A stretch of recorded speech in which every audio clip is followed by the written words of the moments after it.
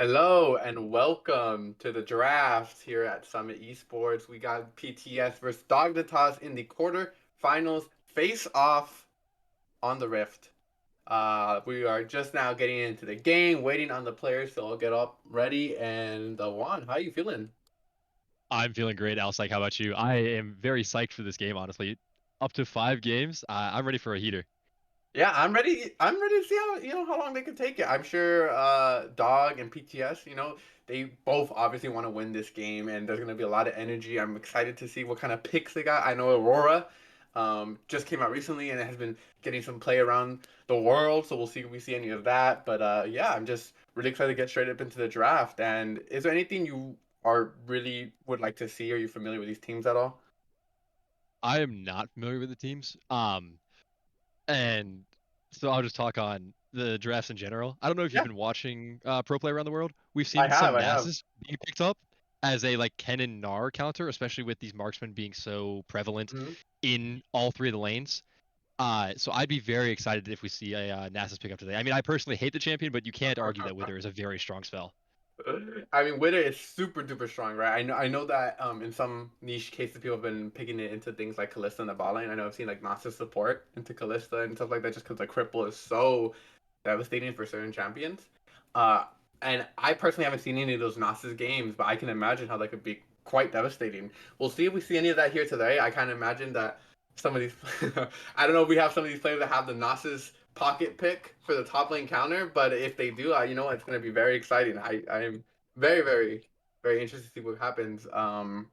Aside from that, I know that Dognitas was recently had a match up against a prior team, which they came out on top of, and going into this game, I think they are considered as a favorite in some ways. Gotcha. And I'm just being confirmed right now by our producer that they are favored to win this game. So it's kind of hopefully we can make a little bit of an underdog narrative here between PTS and Dog, but it's just all really just depends on how it looks on game day. I know that in the last series, Dog did kind of make some mistakes, so there's always an avenue for PTS to maybe look at those VODs, see how they played in prior series, and maybe they could see something that other teams miss, and then capitalize off of that. But one, like, just tell me about going into this draft, right? What do you think are some going to be some very important picks? I mean, we touched on the Aurora already. I think Right. she's extremely strong. She's a flex pick, so she can be played both mid and top Mid. lane. She has Mm-hmm. good matchups in both. I don't think she has any really, really bad matchups. She can duel with the a lot of the people that want to trade, so it's hard for even like a LeBlanc to play into Aurora because of Yeah. the health regen she has on her passive, right? The movement speed allows her I to wouldn't kite be around and surprised dodge if we skill see a shots. ban for her, like she just gets Yeah, I banned in mean, all games. if she doesn't get banned in the first three, I'm expecting to see her picked up in the first round Yeah, very or easily. Go ahead, go ahead. yeah, or like something like she gets picked one game, demolishes, and then banned for the rest of the series. Like that's kind of For how it goes sure. usually.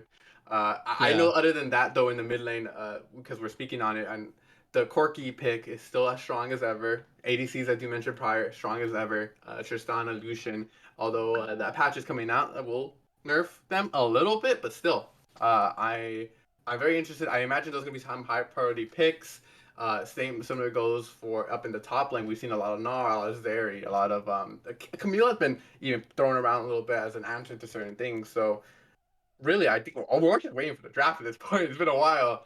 Um, I don't want to run it dry, but yeah, it's I'm very, very, very, very excited to see just to get into the game, man. I want to see some League of Legends. I love it. Yeah, I completely agree. And just to touch on draft, one more little thing. I think jungle is actually as important as ever. I mean, obviously all the solo Okay. lanes are strong, ADCs are very, Yeah. very strong.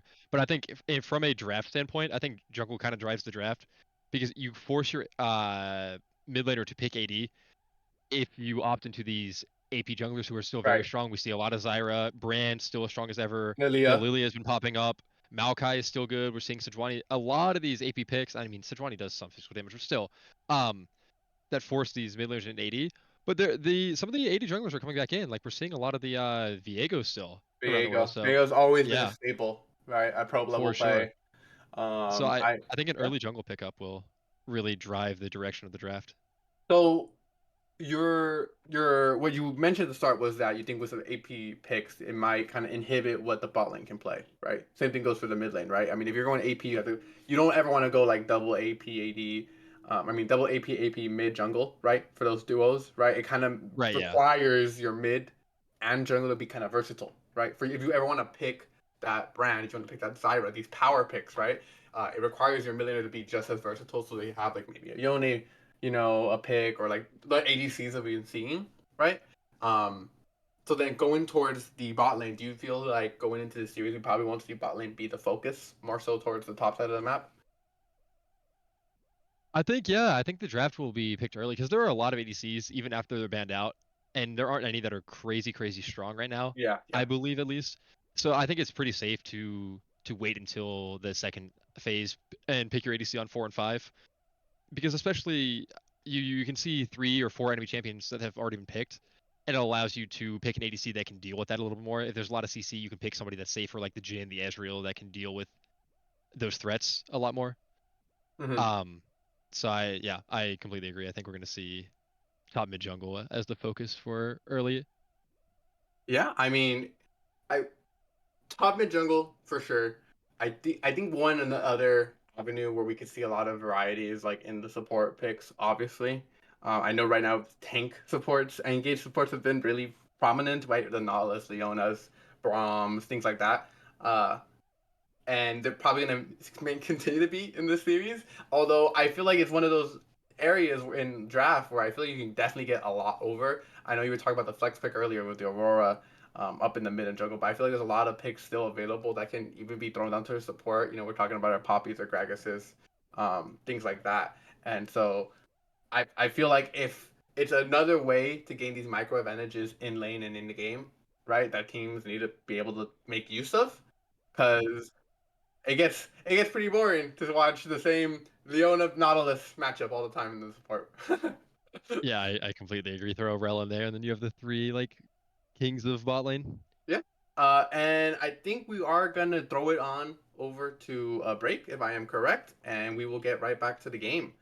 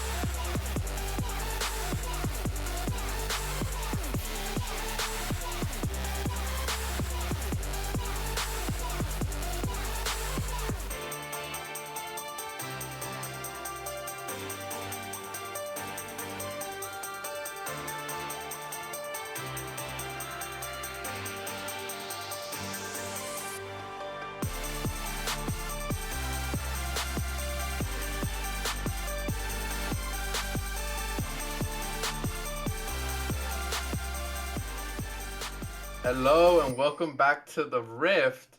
I can't see the Rift, producer.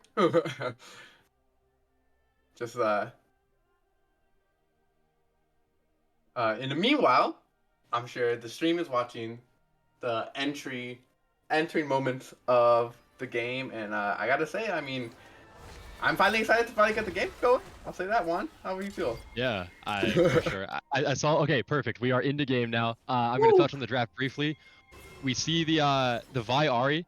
Now, I think that was a very strong pick about 5 patches ago.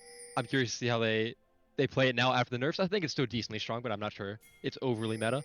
They also have the Kennen on the side of Dognitas. I'm not a big fan of the Kennen pick. I like it.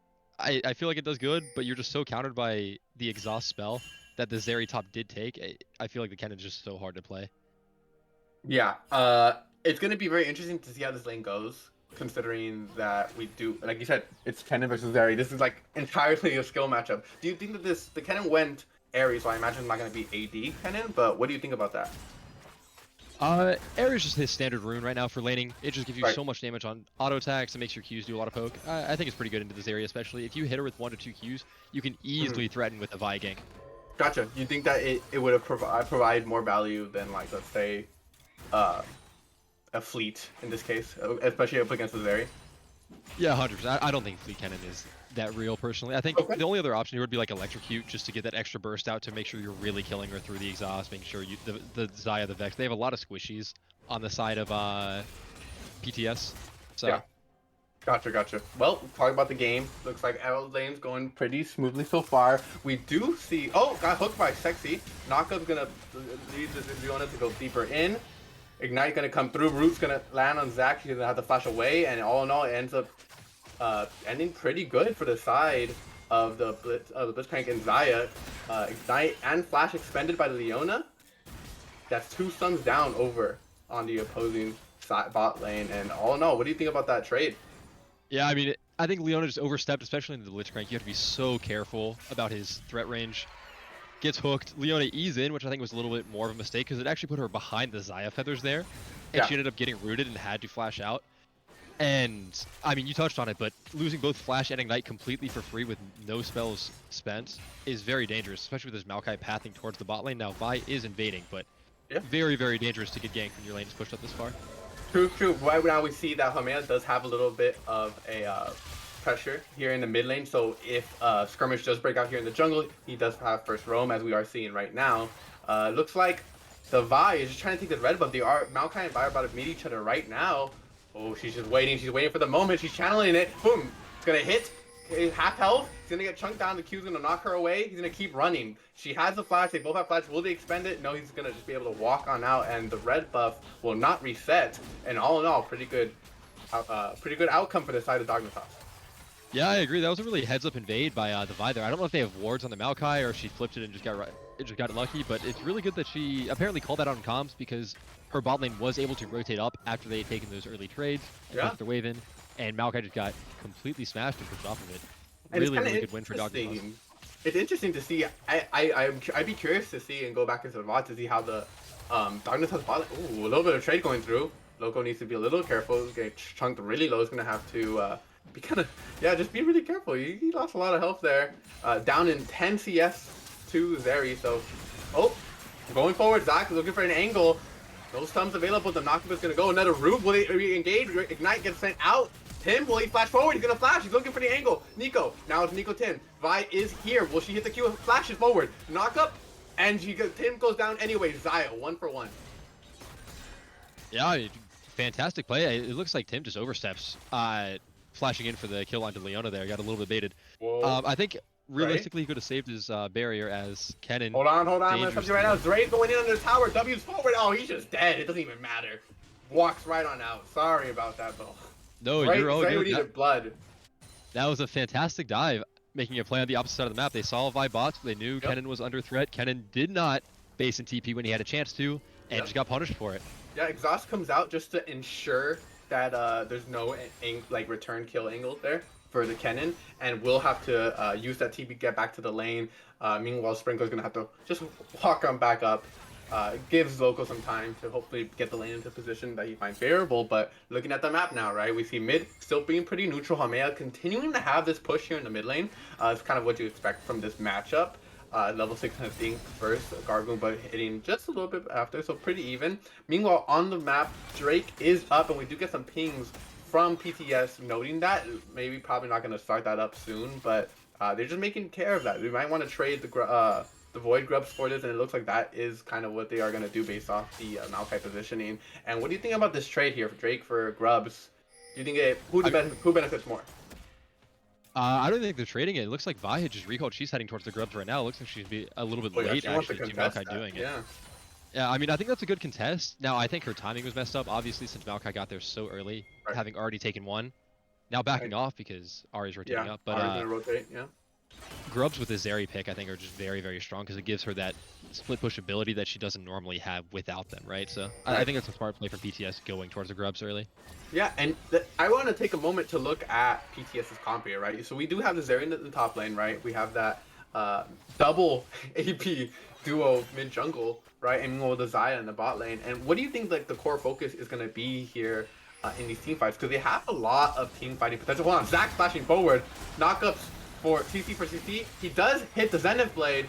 Ignite gonna come out. The Root hitting one again. Tim does not miss those. Hook coming out, and the kill is gonna be driven on over to Tim.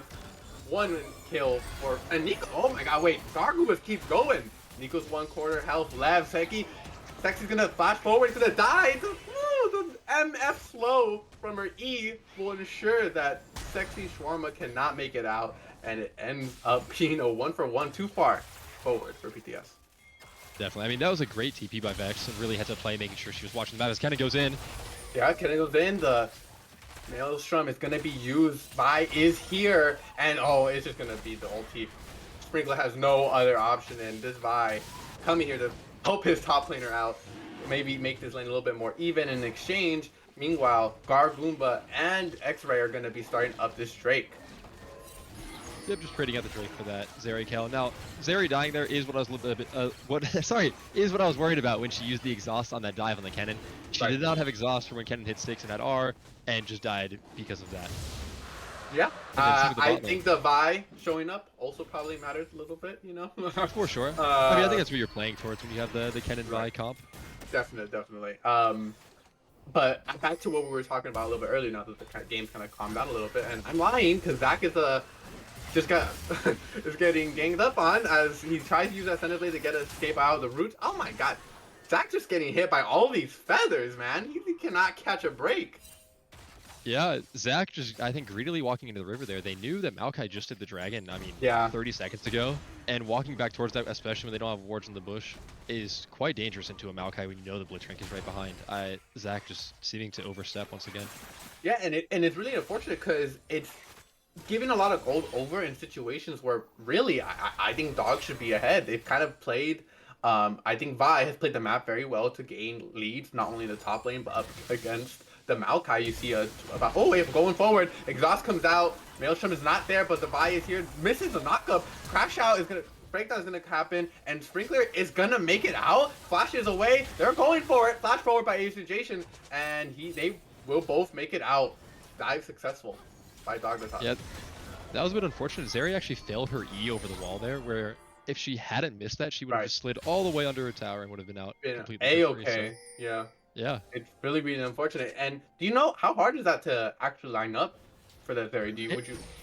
It's pretty tight. There's only about a couple. Ooh, that's not what you want to see. X-ray. X-ray knocking the Vi away from Gargoomba's ultimate. The Root is gonna lock up Zac, but he's just tanking that for his buddy, and they will be making it away. And that's two big cooldowns going down. If we look across the pond, we see that Loke and everyone else on the side of Dognitas does have their ultis up. No objectives to fight over, but if they do want to look for a skirmish, and based on how Asian Jason has been playing this game, I bet that's kind of what he wants to do. There is an angle here where they're just going to have a ult advantage over the opposing team. Yeah, for sure. I think with Hamia pushing this wave in, this is a really big angle for him on the RE to make a play now that he has ult, knowing that Vex doesn't, knowing that Maokai doesn't, because they have no way to counter a dive somewhere. I would love to see him even look down bot lane here to try to threaten that Xayah. But it looks like instead, Asian Jason at least is going to be refocusing his sights on the top lane, seeing as Seri still just being so dominant in lane, keeping this Kennen consistently pushed in. It's gonna go towards top side jungle, maybe just clearing path downwards. We'll see where that actually ends up. But like you said, Hamea, just this constant pressure really makes it difficult for X-Ray to play the game. And we have the next set of grub spawning pretty soon, and he wants to contest this, but Vi's here. Vi's gonna go forward, get the knock back, and use the ultimate just to secure the kill. Ari, casting, X-Ray goes down. One kill on over to Dognitas. Will they get any more? And it looks like PTS is just gonna back out. Yeah, just gonna back out, and really unfortunate. X-Ray walking where really he just shouldn't have been at all. No one was really had the time or whoa hook onto Nico. The ward in the bush lets him see the recall not being diligent enough, and Sekti Shawarma gonna walk forward, trying to get the knockup. Nice timing on that knockup. Unfortunately, Gargoomba did not aim the ulti correctly, and Zach will flash away.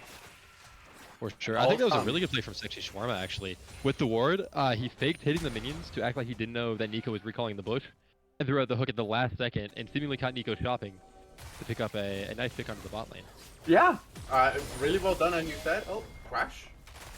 Breakdown is gonna come out. Early, yeah, Bregan just trying to clear that wave, but will it matter? Look, it's taking some damage. Hold on, Sprinkler kind of kiting this one out. Asian Jason takes another tower hit. That's pretty low. Gargoomba is on the way. No ulti available, but Hamea looking to see if he can secure the kill. Does not have her ulti either. X-Ray is here now too, and God, look at them. They want these kills, but they just can't confirm them. Yeah, this is definitely a scrappy game. Both teams are playing to win. You know, they are taking these fights. They're not afraid to punch and punch back.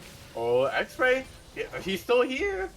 No flash, so he doesn't go over the wall. That'd be pretty crazy if he did anyways. But actually looking for the dive here. X-Ray in the bush. Loco has no idea. Oh no, now he knows. What will he do? Slicing Maelstrom is not up. So I say this is pretty one dead Kennen. Yeah, this guy is gone, and then just like that, pretty simple. Meanwhile, in the mid lane though, Hamea pushing in that wave, and we see, is there anything else that Dognitas can do on the map? Juan. Oh, sorry, I had to sneeze. I think Hamea taking plates is a really good play there, especially since 3 showed bot lane, and they're getting a lot of Dragon Prio for it. Honestly, not the worst outcome overall. Kennen died, but he didn't really burn flash, he didn't burn ult. It was just, you know, that's how it goes. Yeah, it's unfortunate that Vi canceled her auto, but and Kennen didn't die. Yeah, they lose a wave, but that's about it. I think it's a relatively even trade overall. Yeah, I think what we should be focusing on right now is this next Drake that is currently going uncontested. So there's going to be the first Drake for Dognitas, and it will put a stop to any potential like Drake stacking on the side of PTS, right? Taking this, it's always really important either to contest that third Drake or to take this second Drake, right? Because it really just delays the game by a lot of extra time. Those extra 5 minutes just gives both teams time to farm, to scale up. And talking about scaling, oh, whoa, hold on, Slicing Mitchell come out. He wants to fight. Loco Poco using the exhaust to kind of delay some of that damage and trading back positively. Moving forward, it looks like he wants to kill. Maokai is here. X-Ray, just can he get vision? No, will not pop the ulti. And it will not be enough to kill him. Just gonna root him down for a little bit. Hamea is on the way. Hamea dashing forward. Charm misses. Will he hit the next Q? No, he does not. Sprinkler has some fancy feet. Will they be able to get out? Looks like they just live. Hook's not gonna land by Sekti Shawarma. And is the play still going? The fight's still going. Gargoomba will not hit the fear. Hamea has to flash. Oh, hits the ultimate. Damage down. Ace and Jason's here to help out and maybe take one back for his team. X-Ray trying to get out, and oh, misdodges the hook or the. That is a tanky Maokai. Oh. And all in all, 1 for 1 after all of that. Or yeah, sorry. I mean, yeah, 1 for 1. Loco got away. Loco did get away. Maokai did have to burn the ult for it, but they ended up picking up the kill onto Hamea anyways. Yeah. All in all, it's really unfortunate. We do have to talk about Sprinkler for a second. Yeah, his side steps there were kind of crazy, no? Very, very good. I clearly had a keen sense of like what's gonna happen and what abilities he needed to dodge, and he did it right. He did the things. He moved out of the way of the abilities in such a way that he was able to get out and keep that play going for his team. Because I think that Sprinkler goes down, right? Then it's X-Ray, and then possibly Gargoomba too. And all in all, that'd be a huge shift and momentum for the side of Dognitas, so props to him up in the top lane. Yeah, I completely agree. I think you called it out perfectly. If he dies there, that plays over as he's walking into trouble here with Ace and Jason just Yeah, Asian running away Jason, from him. X-Ray 2, all 4 members over to the top side. X-Ray just has a flash. I think he flashed a little bit early there, but you got to respect him using it, playing it Yeah. safe. Yeah, I imagine he must have been scared because he saw Zach and Nico in the mid lane, and he knows his bot lane just like nowhere near. Maybe he just thought that if he got CC'd at all, that the follow up would be there. Um, I don't know exactly what was going through his mind, but Yeah. he's a player, so I trust him. No, for sure. I like I said, better safe than sorry. Better safe than sorry. There you go. That's what it I mean, is. 'cause if Vi does have ult there, he could have easily died had he not flashed. So Exactly. we take She this, didn't. as We they know say. that. We know Yeah. that she didn't, but it's It's okay. definitely harder to track in game as Sprinkler is seemingly baiting for X-ray here. As Loco just Loco's looking for falling another for it. fight. X-Ray's here. He predicted it. Sprinkler. Oh, no, but hold on. 5 here, too. Oh, everyone's joining. Ace and Jason cannot confirm the kill. Oh, my God. Gargoyle is standing in front. Blocks the cube with his Black Smoke Breaker. Does not hit the ultimate. And Loco Poco will be getting away. Nico is here trying to see if they can pick up any kills. Zach is here on the way, too. No one else is coming. It's Gargoyle and X-Ray versus the world. Zach moving forward. Cooldown up. Zenith Blade does land. The stun going through, and Nico should be able to pick up this kill pretty easily. 400 gold going over to Nico. Meanwhile, Hamea, Trouble here. under the tower, uses his last dash to get away. Oh, he just flashes forward. Shawarma says, nope, you're not getting away, and confirms the kill. All in all, still pretty favorable for Dognitas overall, I'd say. Yeah, I mean, it's 9-8, but Dognitas is still almost 2k gold ahead, so. Yeah. I mean, if nothing else, their farming is really, really getting them ahead. They have CS advantages in almost every lane. Even Right, the jungle, I mean, look at the jungle, it's 68 to 122. Maokai falling so far behind. Yeah, and what do you think that really is? What do you think is the main cause of that? Why is this CS lead so big? 17 minutes in the game. It really seems like X-Ray has to run around the map and cover for all of his teammates, and I think that's more props to Asian Jason playing so well and Right. constantly pressuring lanes, because it's forcing Maokai to run off of these camps, and he already farms so slow after the nerfs. He is not a fast farmer anymore. Mm-hmm. And so he's just having to drop camps constantly to cover for his team. He definitely And- seems like a champion that's picked for the team comp versus his own individual power level, right? Yeah, I completely agree. He has a lot of power baked into his ult. He has a lot of vision control in his E, Oh, and he has reliable CC, but that's about it. X-Ray, Zach is gonna flash forward to start and engage, and he's gonna use that ultimate, but it's not gonna do much here. No team to help him out. TP coming through from local Pogo just in case any other fights did break out, but now that's gonna be Drake just going on over to Dognitas just like that. Yeah, Dognitas, I mean, their Vi is so fed and they're playing around it well. And unfortunately for PTS, this Misfortune is just farming kills, assists, I mean, well, no assists, but kills and CS everywhere, and she's getting so strong. And personally, I think MF outscales the Xayah, actually. I think Dognitas has game time on their side. Yeah, I am inclined to agree with you as well. I think that the team comp on the side of PTS might make it a little bit difficult for her to play the. Oh, hold on. Enough about the ADCs. Let's talk about Gargoomba for a second. Gargoomba using the ult to try and get away from the MF ult. Nico, it's not gonna matter. Hamea, so many dashes. Nico using the MF ult to secure the kill, and it's just gonna be dead and done for Gargoomba. He tried his hardest, but he could not make it out. Meanwhile, on the top side, trying to get some damage chipped onto this tower. They're gonna secure this bot tower, and Dognitas taking a commanding gold lead. For sure, Dognitas going into this game with a strategy. I mean, they're just putting so much gold into their carries and the Ahri and the MF here. And every time they play around them, they're seeming to pick up a kill. As Loco Poco in trouble again. Yeah, Loco Poco, popping that spicy Maelstrom. He's gonna try and take down one with him. X-Ray and Sprinkler have to get out. That's a lot of damage. Hamea throws out the charm, does not land. The turret is what kills X-Ray. Are they gonna keep chasing? There's no ultimate available for the Ahri.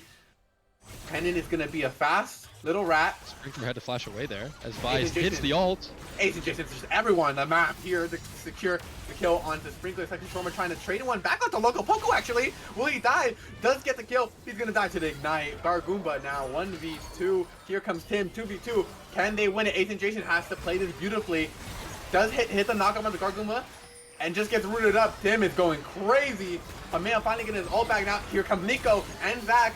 Gargoomba, can he kill him? The heal going forward does not hit the charm. The ultimate from Tim does land. He's gonna try and stay alive. It's too soon to finish. The callback on the feathers. He's gonna trade it 1 for 1. Oh my god. All in all, 4 for 3 in favor of Dognitas. Oh lord, what a fight! Yeah, what a fantastic fight. It really came down to Tim versus the world there, and it seemed like he came out on top. I thought he was for sure dead as soon as it was a 1v3. Yeah, Fantastic play for him to turn that around and pick up the shutdown onto the Misfortune. yeah. He did about as best as he could. It's really unfortunate that Hamea just barely gets away for Gargumba. If Hamea dies there, it ends up feeling like a lot better. But because he does it, he's able to get away, come back to the map faster, has that gold. Obviously, all the things that implicate living, right, in League of Legends. Definitely, I mean, Hamea just knows his limits well, it seems. Yeah, for sure. And talking about the map, 21-minute mark, Baron is now up on the map. Rift Herald being summoned there on the top side of the map. I imagine he's just kind of getting rid of that. Probably wants his ward back, his scanners back, Ace and Jason. But I do want to talk about Ace and Jason a little bit because you did mention it earlier, where it feels like X-Rays right now in this game is constantly caught, running behind Ace and Jason. Ace and Jason is the one kind of commanding the jungle, and wherever he is, it's like X-Ray's trying to just match that.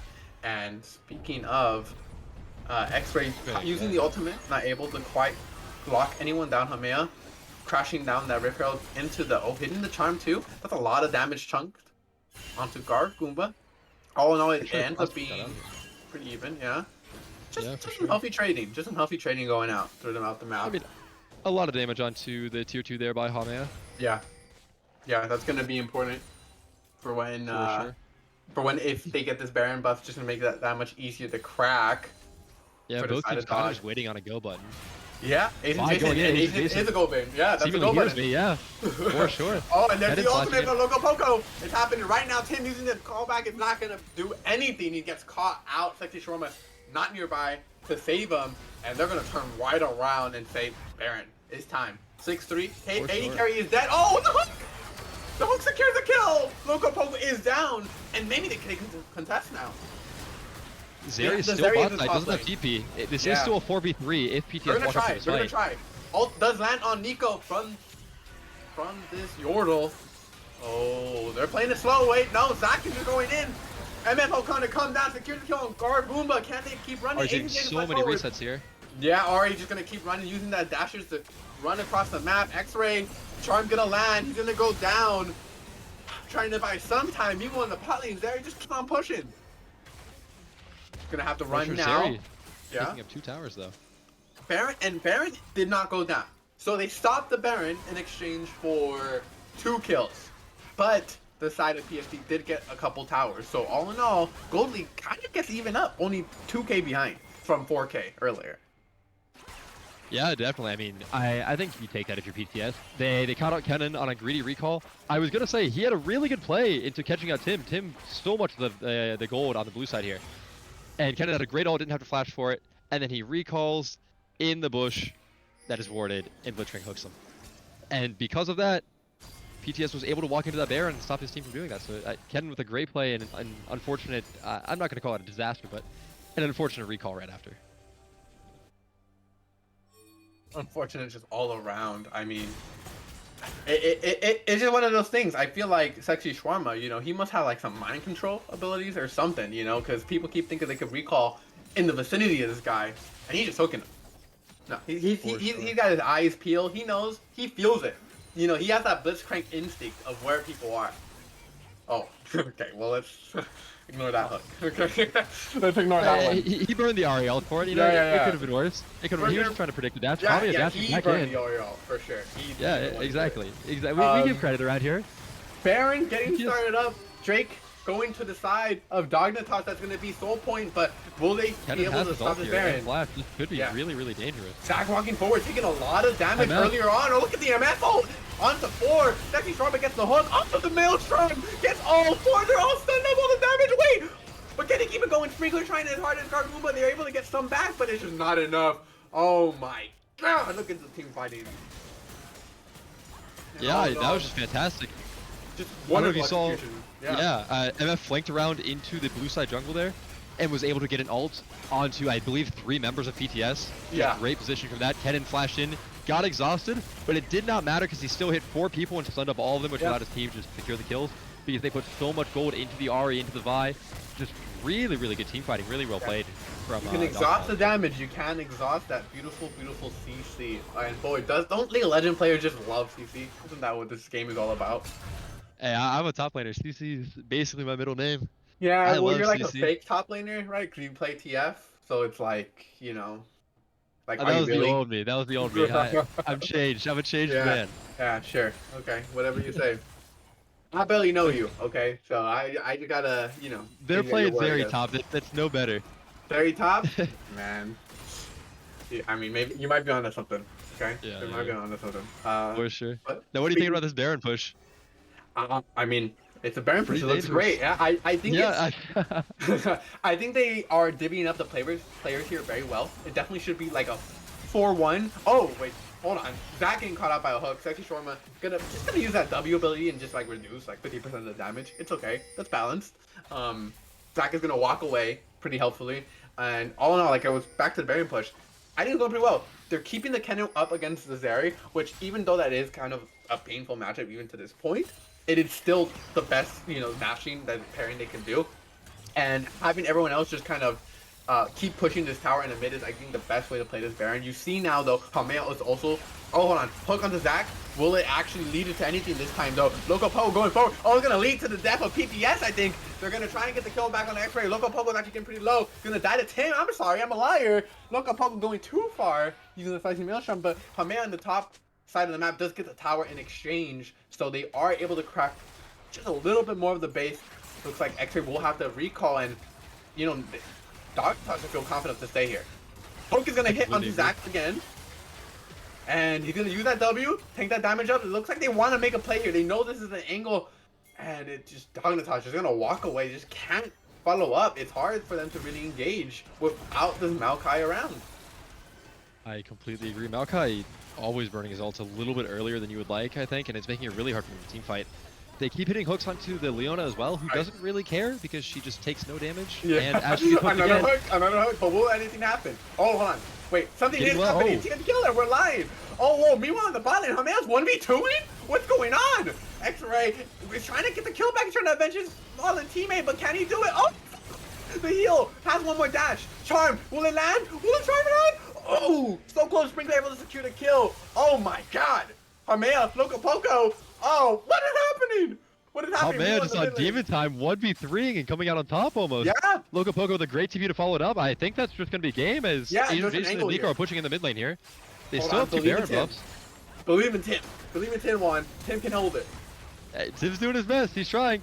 The Vi really threatening here. Tim's spacing pretty well. A lot of feathers down. If anything, they're just going to get both of these inhibitors and head back to base. Drake is up in 1 minute, and that is going to be soul for them. Only Cloud soul, but a soul's a soul, Free stats. So you take those, right? They're going to reset, take that money. Listen, PTS is not a very high damage comp, especially with the Vex. They're very bursty in general.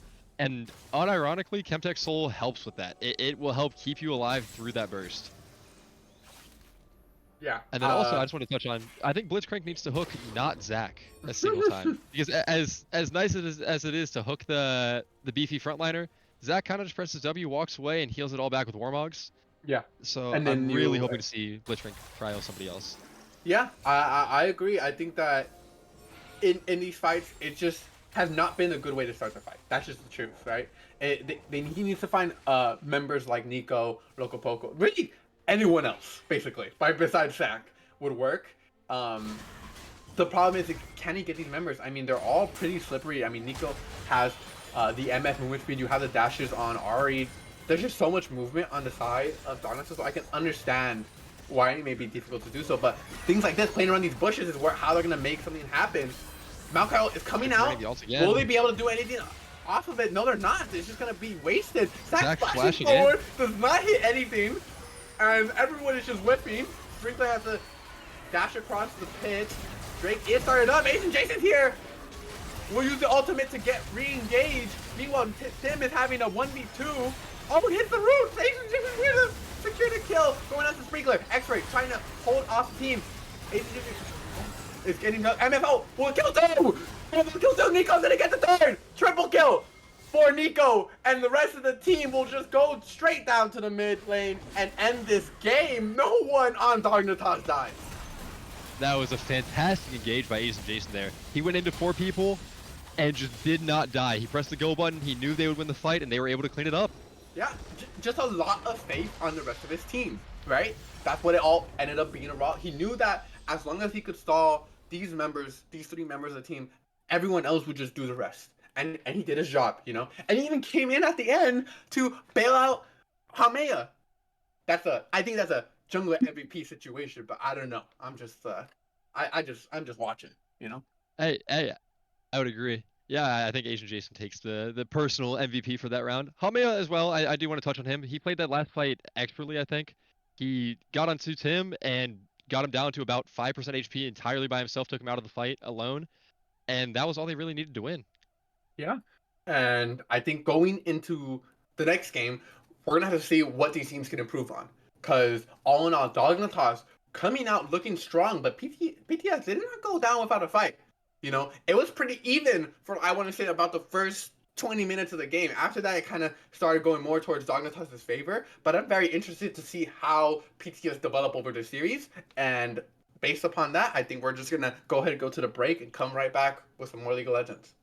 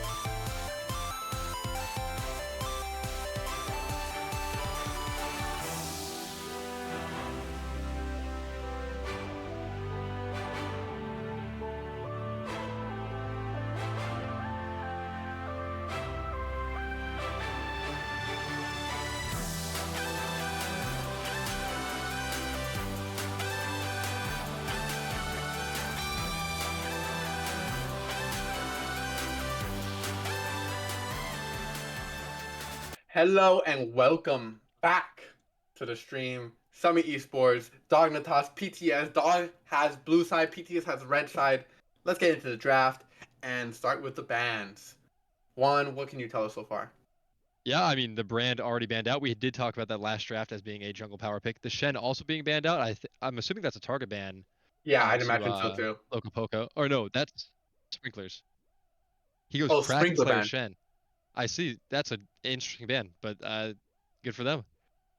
The Kha'Zix Nocturne being banned out. Asian Jason apparently a massive threat. Yeah, the Really two want to see the junglers. Vi banned because he just did so much work with that pick last game. Do you really want to give it over again? Yeah, the problem is you don't. It hurts the triple ban jungle. You know, you ideally want to throw out a ban somewhere else just to get someone else off of them. I imagine Kha'Zix and Nocturne are probably some of his more played champions. To throw out the third pick onto the Vi, I understand how much value you had in that game, but maybe I think a lot of that had to do with just the Maokai not being able to keep up, you know? So I would like to see that ban thrown somewhere else. They're gonna decide to throw it away to Ari. Whether or not that goes to their favor, we'll just have to see. Yeah, I mean, and the MF being first picked here, I mean, yeah, Wow. it's locked in. Makes A lot sense. of It's a priority on very, that. very strong pick this patch, and it did work last game, so makes sense that Yeah. they'll lock it in again. Then lock it in. How will PTS respond? I imagine they won't go with Zaya this game, considering that it just did not seem to mesh well. I honestly think PTS just need to pivot away from whatever they were doing last game because it was working for a little bit, but could not seem to make it work cohesively. You know, like the Yeah, idea of that whole team fight just not working. So they're gonna lock in Ash this game. I agree. I think they had a much harder to execute comp, and Ash is a much easier to execute champion, right? She Yeah. has the very reliable vision. She has the R, which is the big go button. Utility, It, yeah, all of it's it. much easier to fight around that, right? She has a much more consistent value. And into MF too, I like it a lot more than Saya. I would say. And They are locking the Maokai again. That's a big surprise to lock that before you see enemy jungle because this gives Asian Jason a big chance to pick a strong jungler that can duel the Maokai that can invade a lot. I'm not sure if the Maokai lock-in is what they really wanted to go for. Yeah, it's interesting. I mean, this can be flexed. You know, we were talking. I was talking a little bit about those support flexes. Now, I am a support player myself, so maybe that's where I'm gonna throw some favoritism, right? But this Maokai can be flexed, and honestly, for what they want, I think out of the Maokai, and a lot of it just really revolves around his R and his terrain control. I think it just has more value in the support position. Because at the end of the day, you're just kind of really just a CC bot, you know?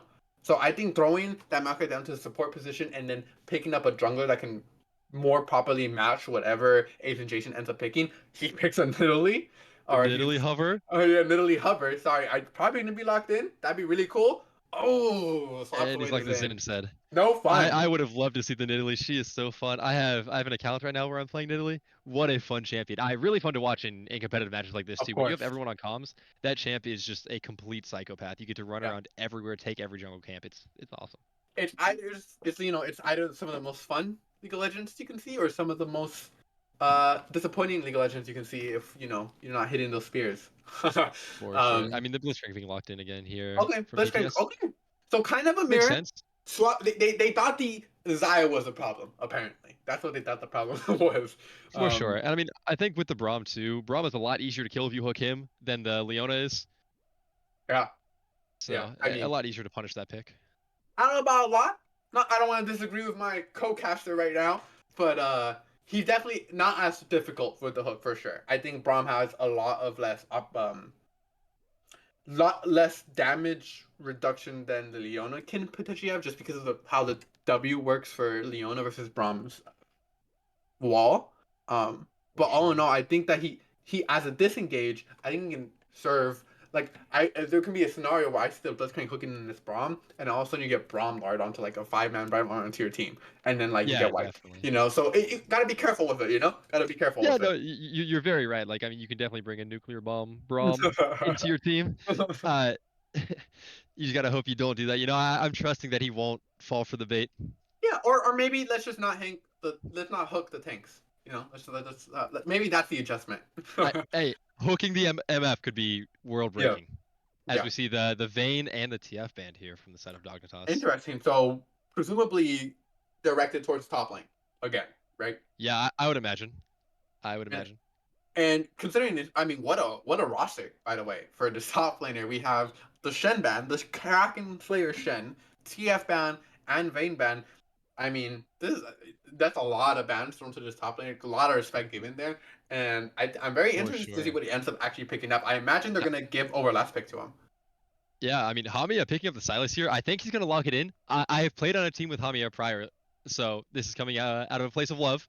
He is a fantastic stylist, especially when he has Maokai and Ash ults to work with. I think this is a great lock-in, and I'm really surprised it wasn't banned by PTS with these just powerful ults. Stylist also buffed this patch, considerably stronger as of Yeah, recent. yeah, and it says one being hovered here as just another tank to round out the comp, and I really like it. It adds a little bit of extra AP damage to what is mainly just Silas right now. like you said prior, Sejuani doesn't have that much AP damage, but it's not something to be scoffed at. Hmm. Sejuani can hurt, especially in the earlier stages of the game, and so just throwing that in there, I think makes it really difficult for PTS to kind of build defensives, right? Because right now when we look at PTS, like we have Blitzcrank, Maokai, and these don't get as tanky as we would really like them to be, right? Um, they kind of go like a mix of items, and all in all, I'm very concerned for how PTS is gonna be able to like maintain a front line into like the MF, how Silas. I For think sure. it's gonna be difficult, but Camille ends up being locked up Yeah. by the top laner. Wow. Camille, Okay. I mean, she can be played super safe. Sejuani, a strong laner, not as strong as she once was, but still a very strong laner. But Camille can deal with that. She can go D shield if she really wants to play it safe with the W, Yeah. especially with how fast Sejuani is. Basically impossible to miss. I think the Camille's a really strong pick here. The only issue is playing Camille into Braum With Sejuani the with Braum. both of their Yeah. passives and 4 melee chips is pretty scary. It's going to be hard to execute, right? If she jumps into the wrong time, she can easily get blown up before her teammates can follow up. Definitely, definitely. I was gonna say the exact same thing that it seems kind of counter to the comp, right? Because we look at PTS's comp, right? We have the Orion with Ash, Maokai, Blitzcrank. We kind of have this meld of like poke slash pick, right? And then we have a Hmm. Camille. Like the Camille doesn't really like put a nice bun on it. It kind of I think throws it out to whack because in these fights, Camille kind of just wants to is looking for that angle to go in and engage the fight when I think PTS are going to really want to take these fights a lot slower, especially considering the amount of disengage the dog has, like you said. Yeah, for Um, sure.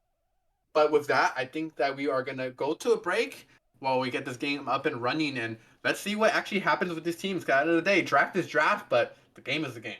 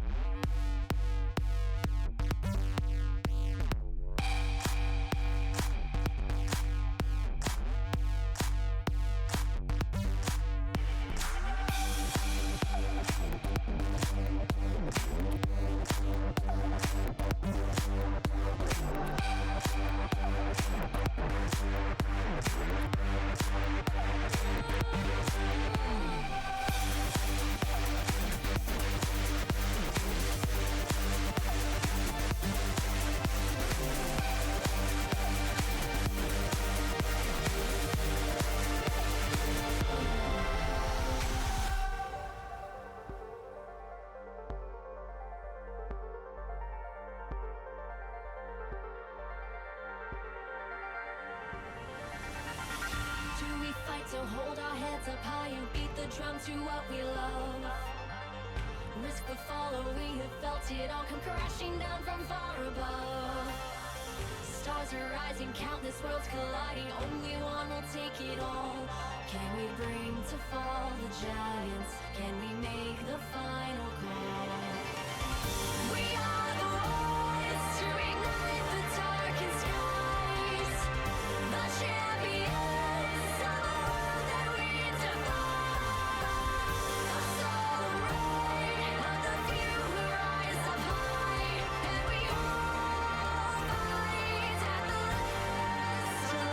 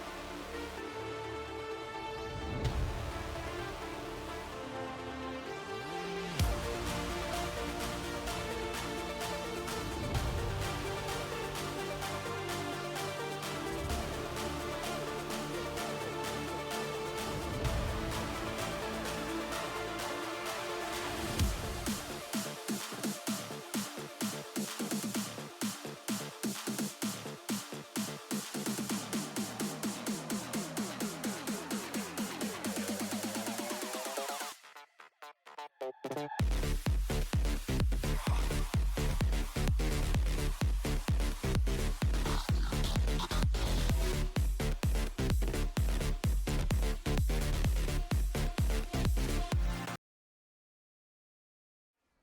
don't see the game yet, by the way.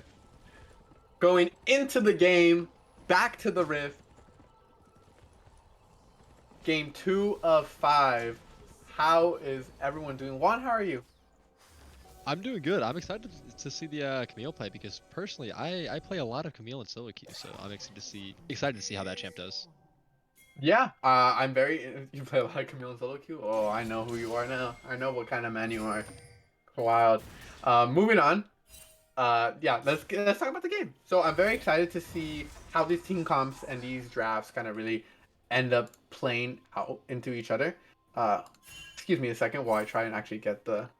There we go. Now we actually have the video. I can see video now.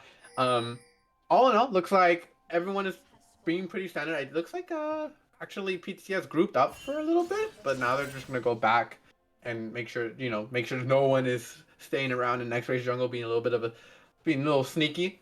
Everyone's gonna just go back to their setups, and we actually have Asian Jason and X-Ray starting opposite ends of each other. They do have that ward to spot it out, so they do know he's going to be padding downwards. And what do you think about this positioning? Because they're going to end up both down towards the bot scuttle. Do you think that that there's going to be a fight there, or do you think that X-Ray's probably just going to give it up? I think we're going to see exactly what we saw last game, where the Dognitas bot lane is going to roam into the PTS jungle and try to invade and kill the Maokai as Hame just jumps and takes a massive trade onto Gargoomba. That guy really wanted to interrupt the sentence as Gargoomba actually turned back. Wow, that was... Mid lane is crazy, man. Yeah, mid lane is crazy. That trade is going really poorly for Hame. It looked okay at the start, it looked pretty even, but that Q with the area just kind of evened it up. He's going to have to be forced to use the pop there, but does also have Doran Shield. So he will be regenerating quite a bit of HP. Meanwhile, level 2 is going to be Tix first for this bot lane, Nico and Zach, and they're just get that push in. X-Ray clearing downwards. He's going to now enter in his blue buff, and all in all, like you said, it's kind of... I think this time, though, X-Ray is actually prioritizing getting level 3 first, right? He's going to focus on these buff to Gromp. I mean, he skipped his Krugs to make sure he got to the bot side as fast as possible, so it seems like he was worried about getting invaded on as we flashback top lane here. Now, I do want to mention top lane real quick. Sejuani does have the Ignite where Camille does not. So Camille needs to be very, very careful because that Sejuani level 3 damage does so much. That champ can you just explode. So very, very dangerous. People underestimate it, you know? People underestimate the Sejuani damage, but she hurts, man. She hurts. You be careful of that Poro, you know? You don't underestimate that Poro. Yeah, for sure.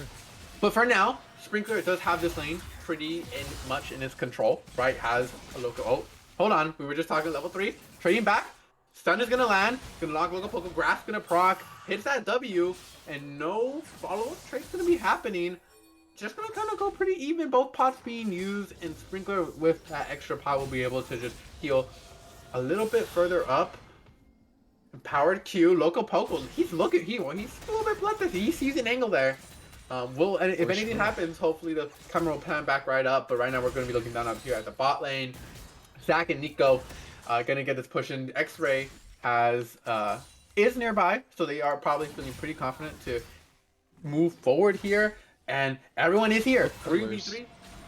Yeah, you want to boss that out. Local Poke on the top side is still struggling. Just still trying to get this CS. Looks like nothing ended up happening in the bot lane. I imagine they probably just like teased each other. We're like, hello, saying hi, you know, maybe saying some more mean things, and then walked away as we see Asian Jason is now going to run straight on up to the top Scuttlecraft, as X-Ray did get the bottom one. Reset tempo is going to be going to X-Ray, and that's important for this game. Sorry, hold on. Oh, you're good. He's going to land. Oh my god, that's the first he flashes forward. Oh my god, wasn't expecting the W damage. Neither was I, really. I didn't expect that much help to get taken away. And Loco Poco, no flash diff. Yeah, I mean, just a pure confidence play from the Camille there. Sejuani, Loco Poco, unfortunately didn't recall in TP when Sprinkler did. Yeah. And just got punished for it. I'm not really sure why he greeted that summoner. And it's Yeah, it's really weird. I don't know. We weren't looking at the top lane at that time, but he must have just missed the angle. There might have been a wave or something, and he ends up dying for it, right? Oh, but speaking of Loco Poco, we do have exit running up to ensure that no extended trades could happen, and that pressure applied is gonna make Loco Poco just a little bit play a little bit more safer. Just a little bit more. Meanwhile, in the mid lane, Garguma getting kind of low on mana. Has to be a little careful as these members start approaching level 6. Silas with level 6 and Oriana is a pretty scary thing if comboed correctly with the rest of his abilities. So Gargoon was gonna have to be conscious of that. Meanwhile, the rest of the jungle is just clearing. And Ace and Jason just now getting his first back with a pickaxe and a longsword. What do you think about that back in comparison to X-Ray? I mean, I think he's definitely a lot stronger on the map right now with the grub spawning. I'm curious to see where he goes after he does these raptors that he clears, because they could opt for an early dragon with his bot lane just also having a pickaxe and a longsword, as Loco Poco's getting threatened here. X-Ray's gonna show on vision, so this should be the dragon prio for the side of a dog, right? Yeah, it seems like we're just gonna have a classic dragon for grubs trade, which Yeah. I don't know if you're overly happy with that. If you're Dognitas, just because of how strong the Camille and the Oriana can be when on a side lane. I don't know if giving over grubs is really what you want to do, but Well, they're not even X-Ray gonna. opts to do a recall. Yeah, it's going to be a dragon for nothing. He must have not felt really confident enough to take it. I mean, just considering the wave stage, we do have Hamea. Like, I mean, he is kind of low, but he has kind of maintained this middle lane position. Hold on. Sprinkler has level 6, and Loco Poco doesn't, but Sprinkler opts out. Might have been a little bit of afraid of Ace and Jason being down there in the bot lane, but he sees the dragon get taken, decides now his moment. Ignite gonna come through. He underestimated level 6 come through. He was too slow. And Loco Poco solo kill. Garguma flashes away from the ultimate, using his own. Amaya takes a tower shot. Can Garguma trade the kill back? Ace and Jason so low. X-Ray, do anything. Can you get close enough? He has the flash. Ace and Jason has flash too. He's gonna have to flash away from the command attack. And everyone gets out so close. What a chaotic play. And just like we talked about, Sprinkler underestimating the Sejuani damage and actually gets solo killed there. Yeah. Really unfortunate. It generally seemed like he thought Ace and Jason was around because he had an angle. Oh, hold on. Speaking of an angle, Sexy Shawarma is going to get the Braum passive applied. Won't get fully stacked. Oh my god. Nico just letting it rip. Damage coming through onto him, knocking him down to only a quarter health. I like it. I like the gravitas of that ultimate, you know? For sure. I mean, that was just a pure confidence ult. Gets Tim really low. It's too bad that Asian Jason isn't on the bot side here, because if he was, this would be an easy dive as Sexy Shawarma hooks Zach in. Yeah, nothing's gonna happen. Braum passive. Okay, wait. Doing work. Okay, Sexy Shawarma is dead. Nico gets out. And yeah, okay. So they just get the kill for free. That's awesome. Yeah, I mean that's the strength of the Braum, right? His Q's, what is it, like a 60% slow if you land it on top of applying passive? It just makes it so easy to pick up those kills if somebody oversteps, which I don't know if Blitzkrieg really overstepped. He just hooked the Braum directly into his face. Yeah, he hooked the Braum, and then Braum said, "Actually, I liked it," and opted into the fight. Yeah, it was I guess just real well done. Nice by Zach to acknowledge that that he's not the one in danger there. But moving back on to what we were talking about before, in the 1v1 in the top lane, Sprinkler, the moment the Drake got taken, he realized that the jungler was not around, and he used that as his angle, but by that time, his window was too small. Loco Poco was able to get 6 off of a minion, and then from there, the burst damage from the Sejuani was too high, he ends up losing that trade.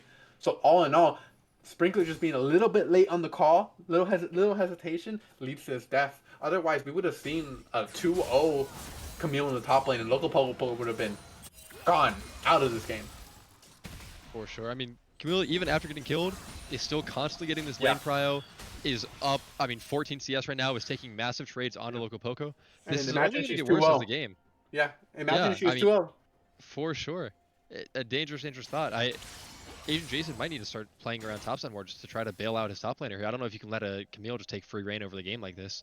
Yeah, I think the question for him ends up being, right, so we have the bot lane. Nico already has 1 kill. Is pretty decently up in strength in his bot lane and up in gold. The question becomes, how much priority and pressure are you willing to give up towards his bot lane in exchange for bailing out your top laner? Because honestly, as long as Loco Poco can just not die, he can neutralize Sejuani pretty not Sejuani, Camille pretty hard, and Ace and Jason can play through bot lane even more. Speaking of bot lane, X-Ray calling the play, uses the ultimate to CC down Zac, but the MF and the Zap Bramo stops him on the flash forward. It's 2 kills, 1 for Ace and Jason, 1 for Nico, and they are able to make what started off as a pretty scary situation into a good one for their team. And I feel like that's how it goes a lot of the time. Yeah, X-Ray once again just really struggling to find a Maokai ult that amounts to anything of value. And Dog just are able to punish it. I was gonna mention Dog not really like roaming around with the silence and the Zinzao as much as I would like him to, as Hamea takes another massive trade onto the Oriana here, but it seems like they're just being force-fed kills. Yeah, it was just a bad, it was just a bad play. Ace and Jason was around. There wasn't enough knowledge on where he was, and that's kind of been like the phrase this entire match or this series so far is Asian Jason is just, he's everywhere. He's, anytime there's a play, he's there to respond in kind and match X-Ray, and he's not the one matching, and it's X-Ray trying his best to match him. So I think that right now the focus for PST should really be to try and pinpoint where Ace and Jason is on the map, so that they can ensure that a play is worth taking. Because really right now it's just been really hard to gain any sort of control past the river into the opposing side of the jungle. Yeah, for sure. I think you got to give a lot of props towards Nico as well on this Misfortune once again. Already has his Bloodthirster completed, by the way. Very early, huge advantage towards him. But he is stepping up every single fight, and he is dishing out massive ultimates. He is dishing out huge autos, huge Qs, and just putting out so much damage. You got to respect that in an AD carry player. You got to love somebody that is not afraid to hit, And Nico is definitely not. Yeah, Nico. I mean, Nico right now, right? He's sitting at 2-0, right? 150 gold bounty, has that Bloodthirster already completed. Hold on. Speaking of Nico, oh my God, he doesn't care if Sexy Storm is just running out of him. He's gonna hit him right back. Him trying to look for his angle and tactical arrow is gonna come out. He cleanses a little bit too late. It gets traded him too, but now we have a fight going. Sprinkler gonna cast the ultimate. X-Ray gets a 3-man hit on that Q, but it's not gonna matter. Gargumba trying to get something across. Everyone's still low, but they just can't secure any kills. Hamea sees an angle, no ultimate available for him as it was used already, but all in all, this fight is going to go pretty even, as it is end up being a 2-for-2, but Dog's going to be able to get this Drake. Yeah, 100%. I mean, a great Drake fight there from Dog. Nico, even though he died, I think he invaded the bot lane of PTS to fight him, and gave his team a 4v3 up on the Tri-Brush there. And the Camille tried to do her best. She R'd in, but just like we talked about, Sejuani and Braum are so hard to fight in melee range. She just got stunned by both passives and died just like that. I think just really, really good macro from the side of Dog here. Yeah. The ultimatum was good, It knocked away these members, but like you're saying, Braum, the team comp is not good for Camille. And maybe if the bot lane wasn't distracted by Nico, like you said, maybe it's a better play there, but it just ended up not panning out, and it's a numbers game, right? It ends up being a 4v3, For sure. and they won it. Hamea taking some trades onto Gargumba. Sexy Shawarma is in that bush, just covering, and I like this adjustment. We've seen Sexy Shawarma move on up around the map to help out X-Ray. Tim is gonna actually suffer because of it. It's gonna die, not just suffer. He's dead. Another kill going over to Nico. I was gonna say I like that as an adjustment because I feel like Sexy Shawarma could use the fact that he's playing this thing a little bit more across the map, but it just ends up getting his ADC killed because he can't be under that tower alone. What do you think about all of that, Juan? Yeah, I mean, I think they were just trading the grubs for Tim's life there. It's unfortunate that he died, but an Ashe is still an Ashe. I don't think that was like a massive death either way. She was already being zoned off with CS and not getting XP. Like, sure, she gives over, 100 or 250 gold or however much it's worth. But as Camille gets picked off Sprinkler using the ultimatum to knock back the Zinzao. She's gonna go back in, get the stun. Will he be able to get out? No. Gonna go down. Kill going over the Ace and Jason. Gargumba trying to secure the kill. Loco goes down. Now it's Ace and Jason. 1v2. Can he secure? That's a double kill. X-Ray is up next. He's gonna W twisting the bat forward. It doesn't matter. Ace and Jason triple kill. Woo! 5-0-1 for the Zinzao 100 CS. Asian Jason just has it in his genes, I guess. He is a jungle main through and through. He's at every fight, and he's just winning them. Confident flash onto the Camille there, who just seemingly misplayed when she back in, and he picks up a kill and is able to transition that into 2 more. Oh wow. Tim is actually Nico, picking up Nico.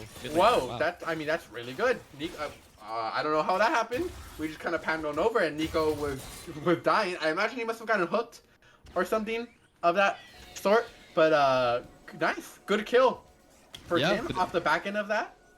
For sure. I mean, that's exactly what we were talking about. You know, the Ashe, she might have died. She might be a little bit behind, but she still has her R button, and she still does a good amount of damage, especially at 15 minutes into the game, you know?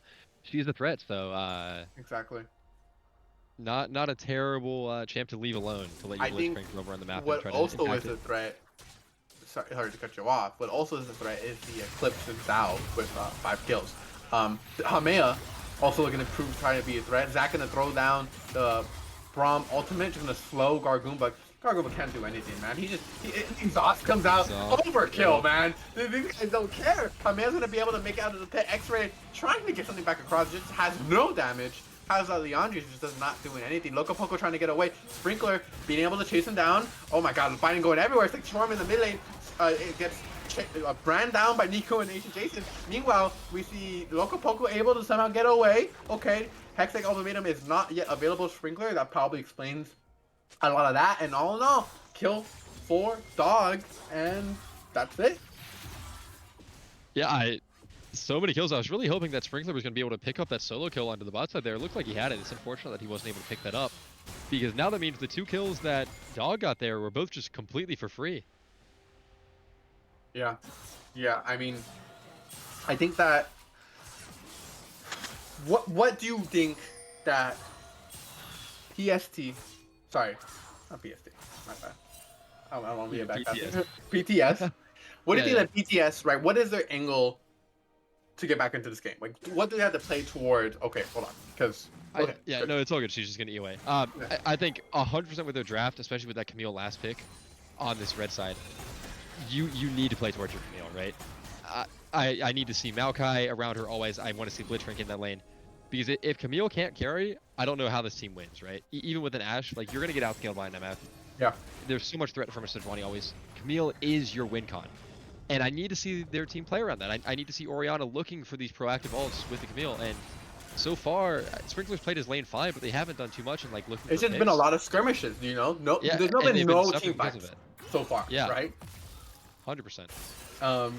And once again, no team fights when PST have picked themselves up largely kind of team fight-ish comp. Hamea does get caught out by Sprinkler though. Uses the Hextech Ultimatum to dodge some damage. MFO comes down. They're all stuck. Oh my god, X-Ray dies. Now it's Nico gonna get hooked by second trauma. TM trying to do his best to get that damage, but it doesn't matter. He gets CC. Braum passive applied to everyone. It's an ace for the side of Dog, and that Drake is going over. Soul point confirmed. Yeah, I mean, really just fantastic play from Dog there. They're really just beating him with their wallets, but the start of that play was more promising, right? We saw all 4 members on Hamea. We saw the Hextech Ultimatum used on him, and everyone tried to burst him down, but he just lived for so long and was able to grab that Maokai ult and help his team turn that fight, right? Yeah. It's just, it's so hard when you're already 6k gold behind. Like, what can you really do? I mean, the truth of it is that Hamea at this point, right? When we look at the gold, where the gold is distributed, right? We have about like a 6k gold lead for the side of Dog, right? And a lot of this gold is funneled onto the Zen and this MF. So Hamea, at this point in the game, he shouldn't feel the need to make up plays, anything like that. He is, at this point, just a CC bot on whatever ultimate he can grab. And in this fight, he was able to make use of that, nature's, I'm sorry, what was it called? Nature's Grasp. Nature's Grasp, yep. Yeah, exactly. Nature's Grasp to its full extent, you know? And I think he's doing his role perfectly. He ends up dying, but it's in exchange for what? An ace for his team. So really well done. Yeah, 100%. He knows his role well. He knows that his teammates are strong, and he's playing to that, which is a very respectable thing in a player. A lot of people coming from solo queue are not able to transition to that mindset. Yeah. Sprinkler could be in trouble here. Possibly use a flash. Doesn't matter. H has his own flash. Hexagon Minion coming through, but it's just a kinetic kill. 10-0-1, 700 gold bounty. This guy is a menace on the wrist. Yeah. Again, we see PTS is still trying to play like standard league. I think they need to start being cheesy. You know, they need to start finding like bush stacks. They need to do something not standard, because if they play normal, they're not going to win. They're already Yeah. so far down. It's just impossible. They need to try something different, And it's and a shame I now. really hope they're able to.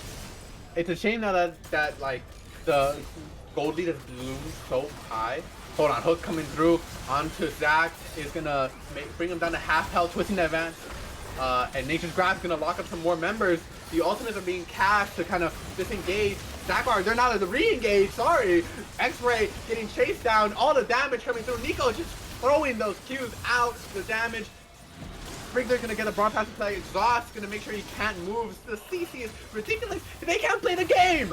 They just can't play the game. Gargoomba trying to back off. And all in all, it ends up being a 3-0 for a fight that PTS started themselves. Barry is in the fight now, dog. And they go straight to the Baron afterwards. I mean, Asian Jason is not missing a Wind Becomes Lightning. He is hitting every single skill shot he throws out.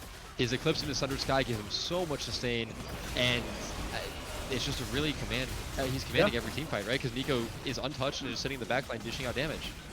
Yeah, I mean, and what do you do, right, at this point? Because there's so many threats now at this point in the game that they gotta try and find a way to hopefully get some of these bounties onto the Ashe, onto the Camille, because that's, I think, the biggest way back into the game is getting this 700,000 gold, from this since that could be pivotal. So they need to find a way to, catch some of these members out. I think at this point, Tim, let him go farm a wave, have Sexy Sharma just roam the map with X-Ray, and just try and find anyone, to try and get a kill.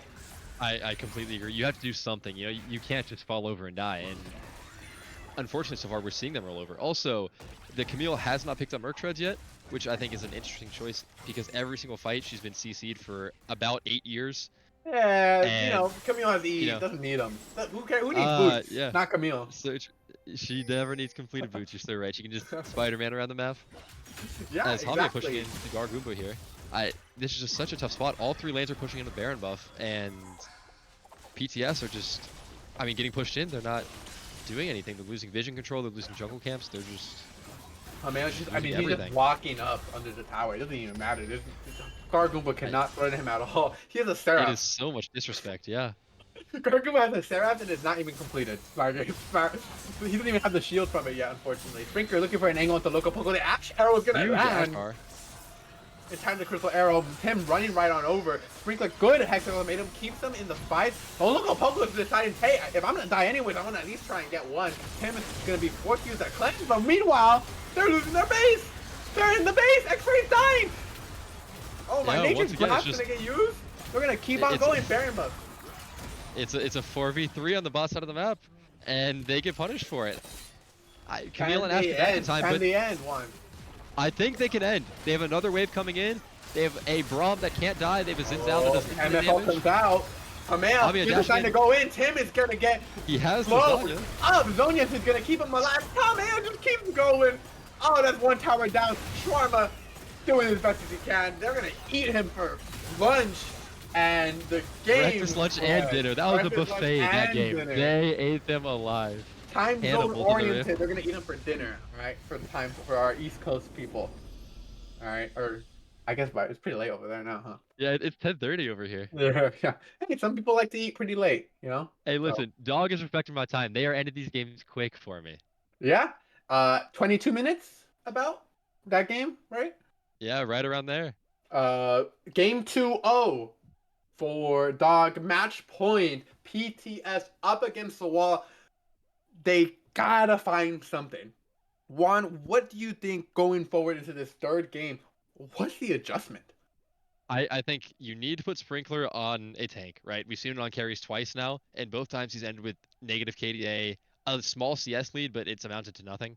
We need to see him on a tank, on an enabler, and we need to see X-Ray off the Maokai. I think, put him on the Vi. Like, he doesn't have to play a crazy carry champ, but I just think he needs to try something else, right? Yeah, something to match the the skirmishing potential of Asian Jason, because both of these games, right?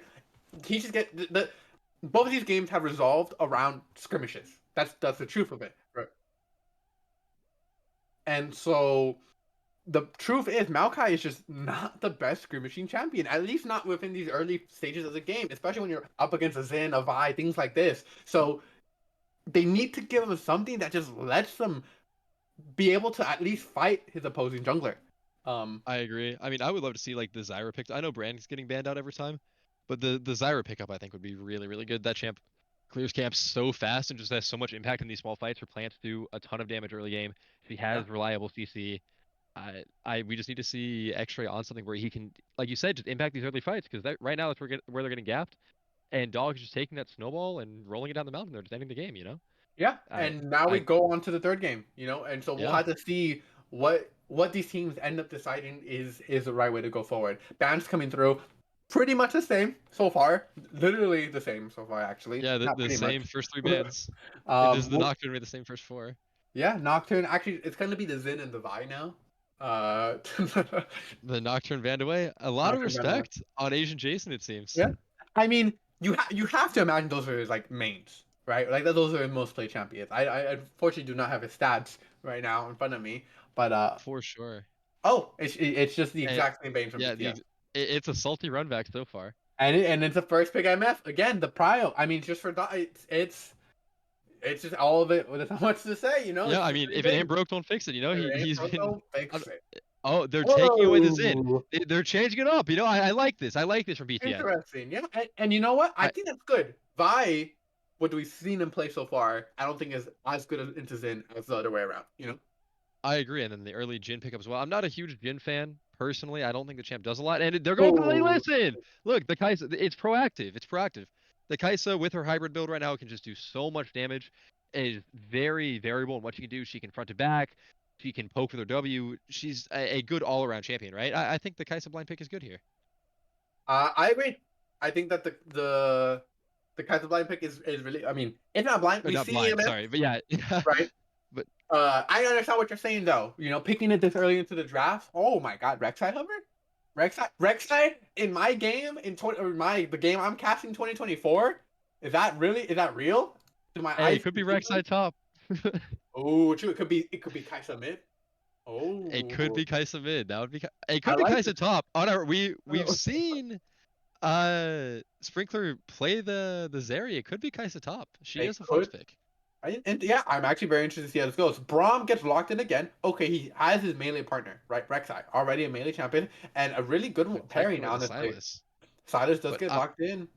I'm not a huge fan of the Silas here. I think it's a bit early to lock it with how bad some of his matchups can get, and he doesn't Yeah, have great ults so far. I mean, Rek'Sai ult is, yeah. uh, you know, It's rough. You're kind of just mainly looking for like the Braum ult, right? Like MF ult just doesn't really go with what Silas wants to do most of the time, right? Being stationary and whatnot. I So agree. And being AD, it does reduce damage. I mean, yeah, he has a small conversion of his AP to AD, but it still just doesn't do as much that's damage not as what we're it do picking in AD Silas, champ. right? Yeah, Yeah. exactly. Um, I think that it a large part of the reason might be just they just want to take it away, or PTS has some champions they want to pick up for these next two picks that have really strong ultimates, and they don't want to leave the silos open, but they also don't want to ban it.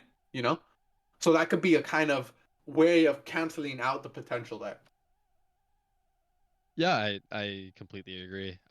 If you're that afraid of it, picking it up is not a bad idea, especially with the performance that Hamea put on. Yep. Silas, typically a weak in lane champion, Hamea was actually having an HP advantage and had his lane shoving the entire game into the Orianna. So, I can Damn, understand being afraid of it. you do not have to bring that up right now. You do Hey, not have to just listen, if start Silas is running that with strong, we'll see the same thing happen from True. PTS. You know what? You're right. You're right. You're right. Definitely. Going forward into the draft once again, Vayne. It's just so similar. I don't even remember at this point. Is Tristana the same band as last game? Tristana is a new ban. They did ban the New band. Kennen. I Oh, can't remember what the other ban was. Vayne is the same as last time. Vayne is the same. Oh, Zir now. Interesting. Or they could be worried about the Silas being top, I guess. Yeah. He Yeah. has made a slight appearance. Or if you're 50 patches truly a ago. lunatic, Silas from. Stylish jungle. Stylish jungle's been Zhao mid. Hail of Blade lethality's been mid. No. Zin top, Kaiser mid, Uh, Xylus jungle, Braum Ziggs bot. top, Ziggs bot. Yeah. And then you pick, and then you know what? And then it was a Zir support, but they banned it. Right, of course. I mean, it only Nautilus. makes sense, It's only Oh, natural. Nautilus. Nautilus picked, Nautilus. very It's standard Nautilus. support. Yeah. Yeah. I think He goes well with matches the up comp. fine to the Braum. Yeah, The it goes well with Garen the being Kaiser. hovered here. Interesting. Yeah, there's a lot of options they could take right now, right? So their team is already pretty heavy on the AD. I would hope to get an AD AP champion for the mid lane. They could even pick one for the top. It's just gonna be Renekton though. Yeah, I like A little Renekton bit more, here. yeah, a little bit more of front line, right? I mean, Renekton does well into short range, which all four of the champs picked by PTS so far are, especially with the Braum. They can really beat people up in close range. Rek'Sai, same thing. And it's an okay blind. He doesn't have any matchups outside of like Quinn and Vayne is banned that are Yeah. really, really bad for him. The Cassidy only Hubbard. thing is, yeah, Caston and Hover. That's crazy. Oh, will it be Oh, locked in? It and he gets gets locked locked in. in. Wow. Wow. Okay. Okay. That's interesting. What do you think about that? 2024 Cassidy. I mean, I know it does okay into Silas, but I'm not a huge fan because I think it's like Kale, right? Yes, it has the scaling component, but I think it takes way too long before he can impact anything, Mhm. especially in competitive matches. Like, Cassidy can't do anything at the first grubs. He's level 5. Yeah, I would normally disagree with you. I am a Cassidy believer, but I think for the style of game that we've seen so far, I don't like it. I agree. I don't like it. I think that he for this games that we've been seeing very fight heavy, very skirmish heavy, very early game uh dominant. He kind of goes counter to what Dog have been doing for most of the game, right? For most of the Mm. series. And so I think it's an interesting pick. I also don't like picking. I don't think there's enough AP either on the enemy team. Like, sure, you have your Silas, Kaisa, Nautilus, but like now they picked in Yone. I think it was a Yeah. little bit too early, and there wasn't enough warranting it yet. Um, I do have to give a little bit of credit though. It does deny Silas and ults because Silas taking Cassidy and ults is true. quite useless. He gets, one burst of it, and if it's one of your early ones, it does Yeah, no damage at all. So, yeah. it does deny Silas and ults. So maybe that was a thought they had going Huh? into it. True. I agree. We'll see if it like will deny. We'll see if it denies at all, right? But we'll see if it ends up costing them a couple of fights in exchange, though. That's a really important thing. Um, So, given what we see right now, what do you think about like the drafts here? Who do you feel like kind of has a edge going into the game? I think Dog won draft again. Like their MF has been so critical in every game, and I think Braum, Renekton, and Rek'Sai just do so well into short range, and PTS drafted themselves 5 short range champions. I just don't know how you can like team fight later in the game. Like even if PTS is able to get an early lead and overcome that struggle they've been having, I don't know if it matters enough into the team comp that Dog has, right? Yeah, So like especially the Yone, right? I'm hoping it's Yone mid actually, and we're seeing Silas top because I don't think Yone can play into Renekton. It's a really rough matchup for him. yeah. It's interesting. I don't know why it was a quick pick, so I imagine they were probably thinking about it too, even prior to the game.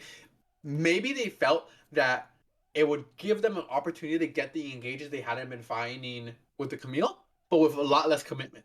Using that Fated Seal and the Fated Unbound, right? Fate Mm, Sealed and the Fate Unbound to being able to like just go engage and go straight back to where you were before. It's a lot of power, but for the lane, it's scary. We'll see how it ends up going, but this might be a case of like um who's the better player. Who like he might the Yone he might just think he's better. So yeah, we'll end up see how it ends up turning out. I for think for sure. now, unless you have anything else to say, it's time to head into the game and take a little break.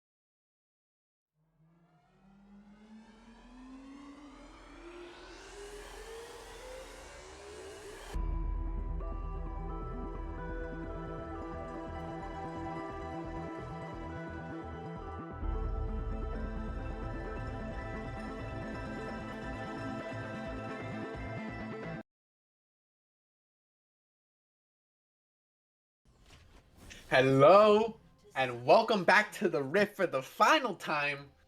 We got Dog. Oh, sorry, not the final time. I'm sorry, not for. I'm getting ahead of myself. Not final yet. It's For game match 3, point. baby. For match point. Sorry, my bad, my bad. Welcome back to the Rift for the match point. Dognitas versus PTS 2-0 in favor of Dognitas. We have right now game 3, and all in all, looking at the draft, we talked about it a little bit in the pre-match, but we're favoring Dog right now. You know, as it's been pretty much throughout the entire series. But we'll have to see. PTS, you know, they have the Yone, they have the size, they have a lot of power picks. We'll see if they can make any plays throughout this game. I'm very excited to see the switch up and to see what kind of things can change because all in all, basically a new draft for PTS. Yeah, I mean, definitely very different for both teams. And honestly, I was like, I'm surprised we didn't see Dog try to lane swap here. We have Yeah, the Cassidy just purely laning into the Yone, yeah, which going is mid. not an easy lane for him. We'll have to see whether or not they even like considered.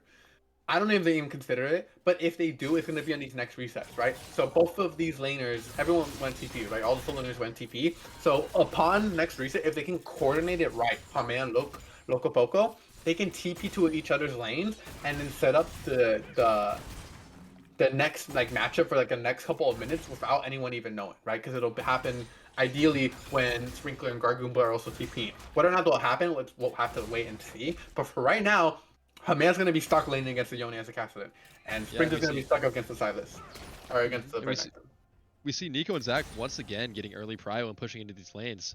Tim and Sexy Shawarma have not been contesting for it, and this could be really dangerous for X-Ray once again. They get a ward on him and he get invaded. It's just all 3 games that we've seen them get shoved in. Yeah, I think that right now, that cause it's good that X-Ray is pabbing upward. Okay, so I'm throwing out the dredge line. Just trying to hook up that minion. I think right now the focus for X-Ray, right, is as he's pabbing upward, he probably is gonna focus a lot more on his solo laners, right? We have a lot more carry solo in this game. Not to say that Kai'Sa isn't a carry, it's just it definitely seems like the focus has been shifted away just based off capping. So we'll have to. Oh wait, hold on. Hook coming through. A little bit of a trade onto Zach. The wall's gonna come down a little late, so he's gonna take the full brunt of that damage. Meanwhile, up in the top lane, Loco Poco is having this could wave be in trouble here. If Asian Jason gets off his blue buff and go straight top, it looks like X-Ray is also going for a gank. There is a ward. They do know this is happening. Sprinkler is going to start the fight. Meanwhile, in the bot lane, Sexy Shawarma is starting his own fight. Zach is just going to back off after using his wall. In the top lane, what's going on? We're swapping right back. Asian Jason has to flash. Will he look to re-engage? No, he's just going to let them walk away. Doesn't want to blow anything. Loco Poco loses his flash, but keeps his life. Yeah, I mean, really good counter gank there. Great heads up play by Asian Jason, and X-Ray is just once again getting shut out in this early game. Like, I don't know, Renekton seemed pretty vulnerable there, and he's able to basically walk away. Yeah. And this matchup is not easy for Silas. He already blew his TP, and he started Doran Shield, which I do want to talk about real quick, which means he has no mana, like, at all. Silas is already a really, really low mana champ, and not having that Doran's ring means it's really easy for Renekton to out-ban him just by, like, queuing on these waves, because Silas is eventually going to run out of mana. And Silas without mana in the early game is like, he's a melee minion. Maybe a cannon. You know, he does not do a lot.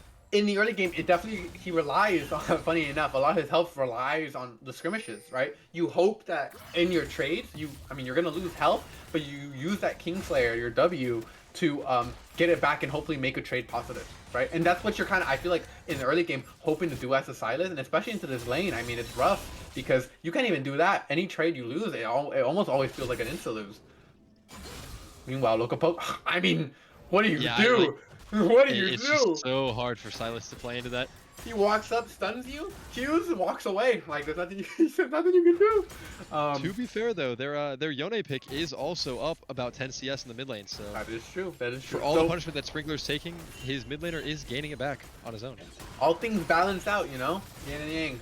Hook coming through onto Zach, and he had tower aggro. He Q'd him on the tower. Ace and Jason now is going to get rooted. Shawarma is deciding to back off now. No, this play will not continue. They do have vision on X-Ray, but Asia's just going to walk away and boom. What? That was rough. Yeah, what happened there, Juan? Zach unfortunately just grabbed tower aggro. I'm not sure if he realized he had it or not, but range, yeah. Yeah, I mean, he just got hooked up, autoed by the Nautilus, and just died. He couldn't even flash. He was just dead. Yeah. You know, sometimes misplays happen, and that's how it goes. I think he went a little bit early. I don't think it would have been a big deal if he died if Asian Jason had been there just a second sooner and they were able to knock up the Kaisa, but he went a little bit too early, and unfortunately, they get punished for it. Yeah, but now he's back and he forces the flash out of Shawarma a little bit too late. It does not get to apply the passive to Tim, so Tim will be walking away. But oh my god, Shawarma turns around and just says, I'm gonna take the MS with me. Support is balanced, by the way. He just basically solo killed Nico. 1-for-1. Yeah. This whole time, X-Ray has been doing the Drake, by the Sprinkler way. trading with Loco Poco, both gonna be popping the Indominus.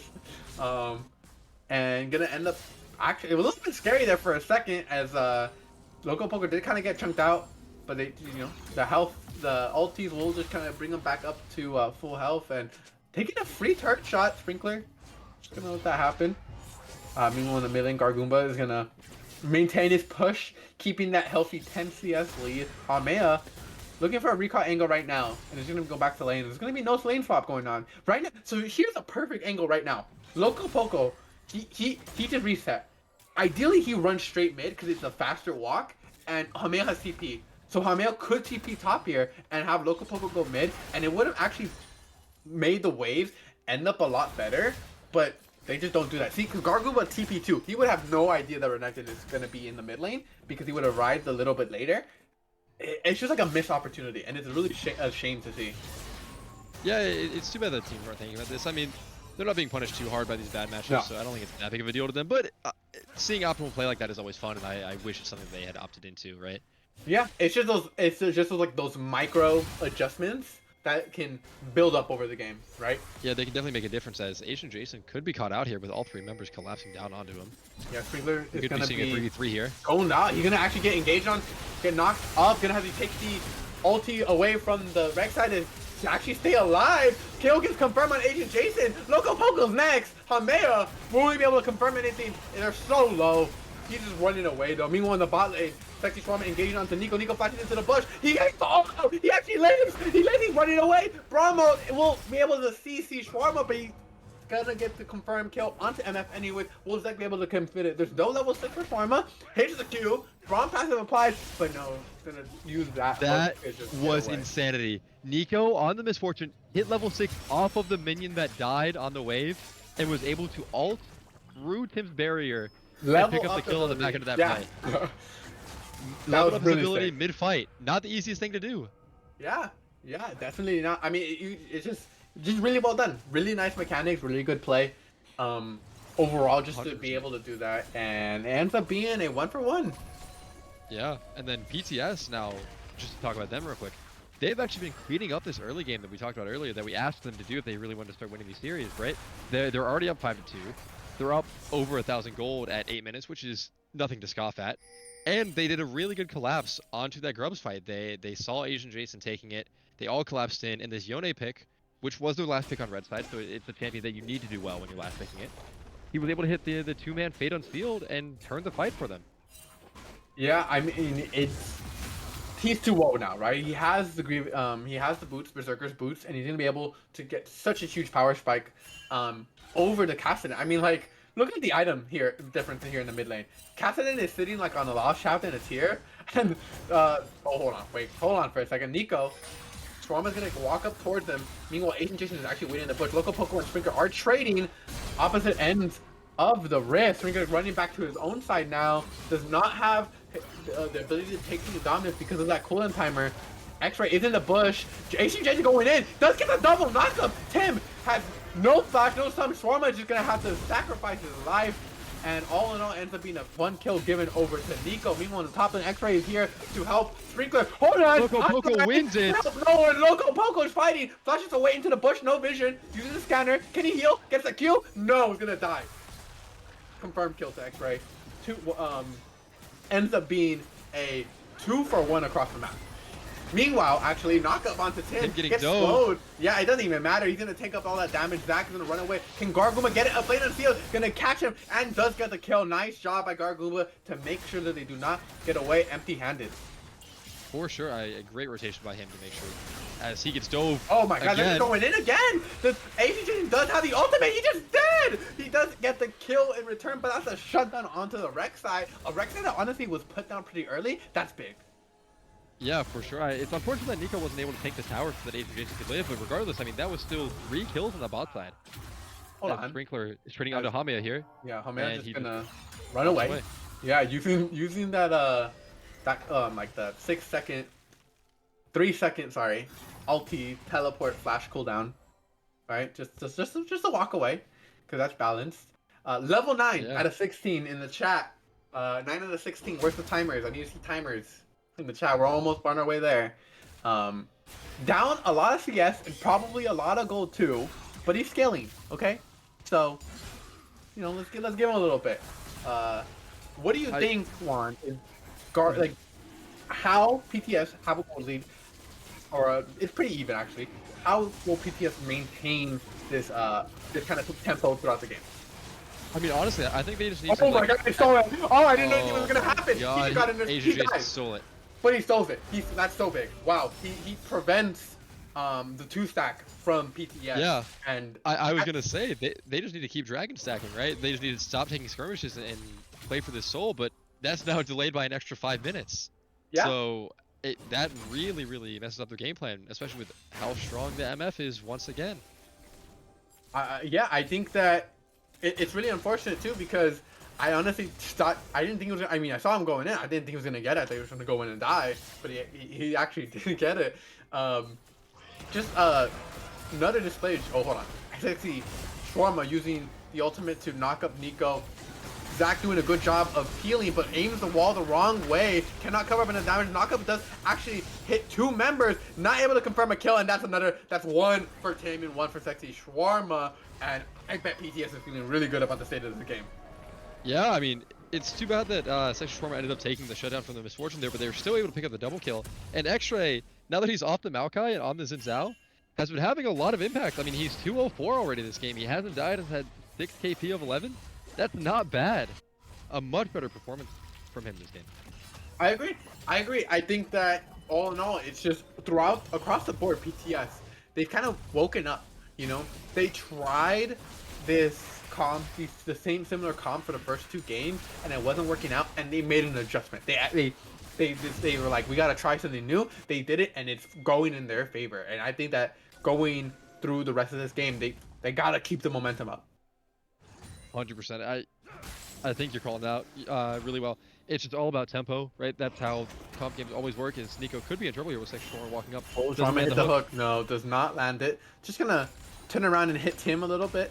Chunk of about 1/4 of his health bar, but he'll heal that up over time. Meanwhile, in the mid lane, so easily with static shield. 10 out of 16 for Hamea. He's almost there. Braum passive is gonna be applied to Shawarma. Stun will actually prog. The slow so heavy. Just gonna bring Shawarma down to half health and no war marks yet. So he's gonna stay that way for a while. For sure. Gargoyle. TP Hamea. So did Loco Poco. They all just TP, dude, and they know. As, yeah, paying a lot of respect here. PTS is. But I mean, I think it's good for them to not take the random fight where they're disadvantaged. Yeah, I mean, the TP was weird, but they were able to at least not overforce it. You know, not try and, you know, like salvage it, quote unquote. All in all, it actually ending up pretty good, because now Loco Poco is now here in the mid lane up against Gargoomba, and he's actually kind of taking a lot of damage, but it's better than Cassidy. So. Yeah, I mean, Yone on this Bork spike might be the strongest champion in the entire game. He can apply those 3 autos so quickly, and if you're slowed and he's hitting you with the Loco Poco. Indominus popped early, it doesn't matter, he's just gonna get knocked up by Gargoomba and killed by and that's exactly what I'm talking about. He gets trunked down and then dove. The crocodile, as strong as he is very viable to dying when he's low, you know? I mean, he hasn't been clipped, right? He has no durability stats on him. He doesn't have the stride breaker, doesn't have the black cleaver, any of those tankier items. He went for the full burst. Oh, double knockup by Agent Jason, followed by the MFO. Get damage across the board. Half health for both of these members. Shawarma is trying to get that, use the hook to get away, but he is gonna go down. Kill going on over to Nico, luckily. Meanwhile, across the map, Rift Herald will be taken by X-Ray. Yeah, I mean, I like these tempo plays from Dog. Rek'Sai making a lot of aggressive ganks into this bot side, but I'm not sure what it's amounting to. Like, yes, they killed the Nautilus, yes, they take a tower, but they are losing a lot of objectives. I mean, it would be a 2 dragons if he hadn't stole the other one, and I'm not sure how sustainable that is for a game plan. You know, like eventually, I think that's gonna fall apart. Yeah, yeah, I agree. I agree. Right now, speaking of those objectives, we have Dog trying to get this mid turret taken down. They saw the angle. They knew the resets were going to be coming through for the side of PTS, so they're going to try and take this time now to get this mid turret, open up the map a little bit more. Meanwhile, on the top side, similar thing. Local Puck trying to clear this wave. He's going to be pretty dead soon if he doesn't get out of here. The W does land by the Xin Zhao. He's flashing over the wall. No one's on this quite yet, but Hamel is here.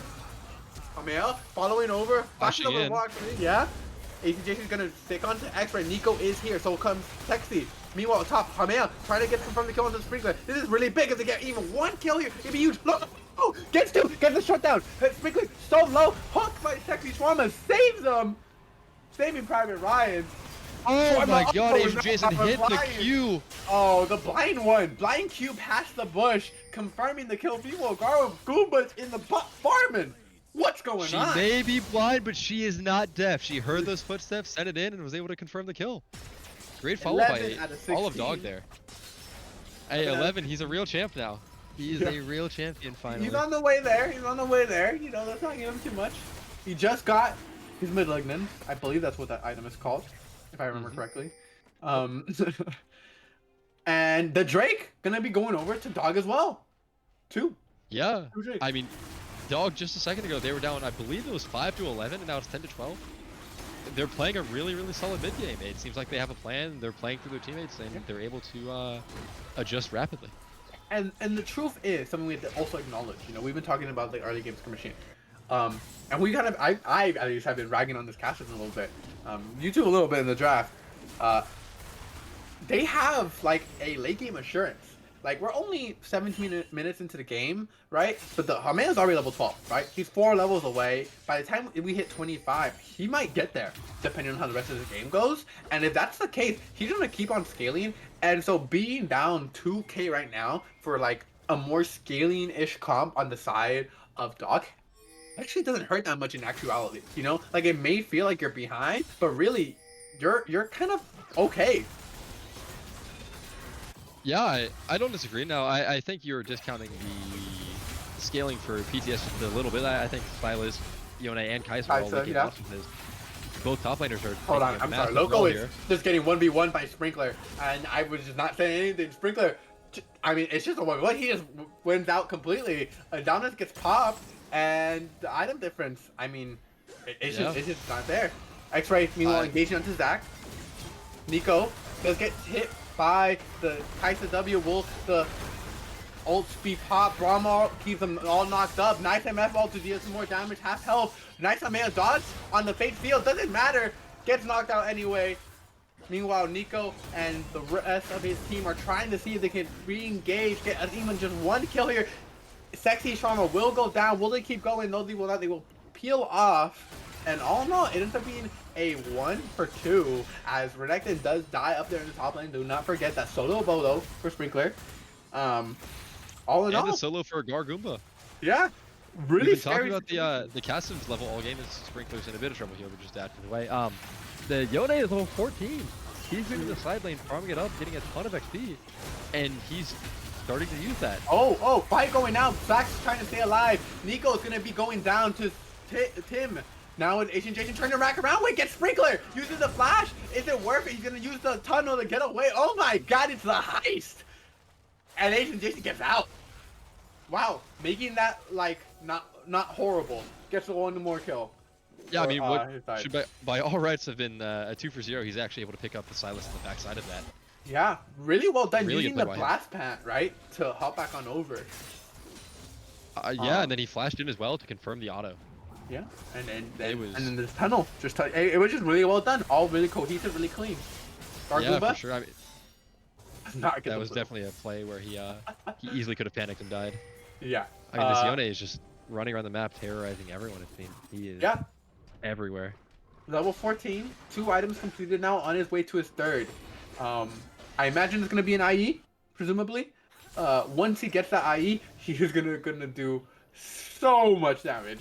It's gonna be ridiculous. It's a question of how fast he can get there, though. 20-minute mark of the game. Baron has now spawned on the Rift. 1 minute and 40 seconds away from this next Drake. So what should these teams be doing at this point right now? I mean, if I'm Dog here, I'm 100% looking to shut down this Yone, right? You have a Renekton who has Flash coming up, has the Dominus, has the stun, which can break not only Yone's W shield, but also a shield bow shield. I think you need to pop that guy, get a shutdown, get him locked down, and use that to transition into a Drake. And if you're PTS here, realistically, you kind of just want to be AFK. You like still paying attention to the game, obviously, but you kind of just catch waves, avoid fights, and wait to 5v5 at the Drake. Because I think right now PTS has a much stronger 5v5, and if they're only fighting 5v5s, I think they're happy. Yeah. What do you think that Dog can do to stay afloat right now? Because they're down 2K. It's not that massive. Hold on, Gargoomba looking for an angle. Uses the Fate and Seal to go forward. Sorry, Soul Unbound to go forward. Now the Fate Seal you get to use to secure the kill. Gargoomba gets deleted off the map, off the Rift. Zach looking for an angle onto Tim, but doesn't realize that Shawarma is actually in the bush. But nothing's gonna happen, and just afraid another kill onto Gargoomba. 18 Jason in the bush waiting for X-Ray. X-Ray actually has a flash. Wrong passive gets applied. Stun coming through. Oh no, Dredge. No, he's gonna hit. Zach walking forward. 18 Jason's gonna double knock him into the MF ult. That's gonna be Tim going down. Shut down. Sprinkle is left. Will he keep the fight going? Gargoomba, what are we doing? Zach is gonna take all this damage, but the carrier is still healthy. He's going on the Sprinkler. Sprinkler's gonna get stunned up under the tower. Oh my god, into the E. That's bad. That's not what you wanted there. Gargoomba, it's all up to you. Will you be able to confirm the kills? What can you do? Oh my god. Gonna have that shield proc. Agent Jason walking forward. Soul Unbound gonna actually secure his death. 642 gold going over to the Renekton. And it ends up being a one fight for Dog. What happened? I think Asian Jason just smurfed the entire game. He hit, I mean, they got the pick onto the Nautilus, right? And then he hit the double knockup, or they got the pick onto X-Ray, sorry, on the Tinzao. And then he hit the double knockup onto Tim and onto Sexy Shawarma. And they just killed everyone instantly before Yone and Silence were even able to get there. Yeah. And then unfortunately, I think PTS just got baited into fighting the Braum. Right, yeah, they were, oh, whoa, hold on. X-Ray just runs down in and steals it. Steals the Drake, tying it up 2-2, and they get the kill out of nowhere. They just, oh my god, and now they're pinging the Baron. They're running straight on over. Sorry, we thought the momentum shifted in favor of Dog. PSD just didn't let them rest for even a second. They're running on over. They want to keep this game tense as they start this Baron up, and they should have a pretty fast Baron if Goomba can get on it.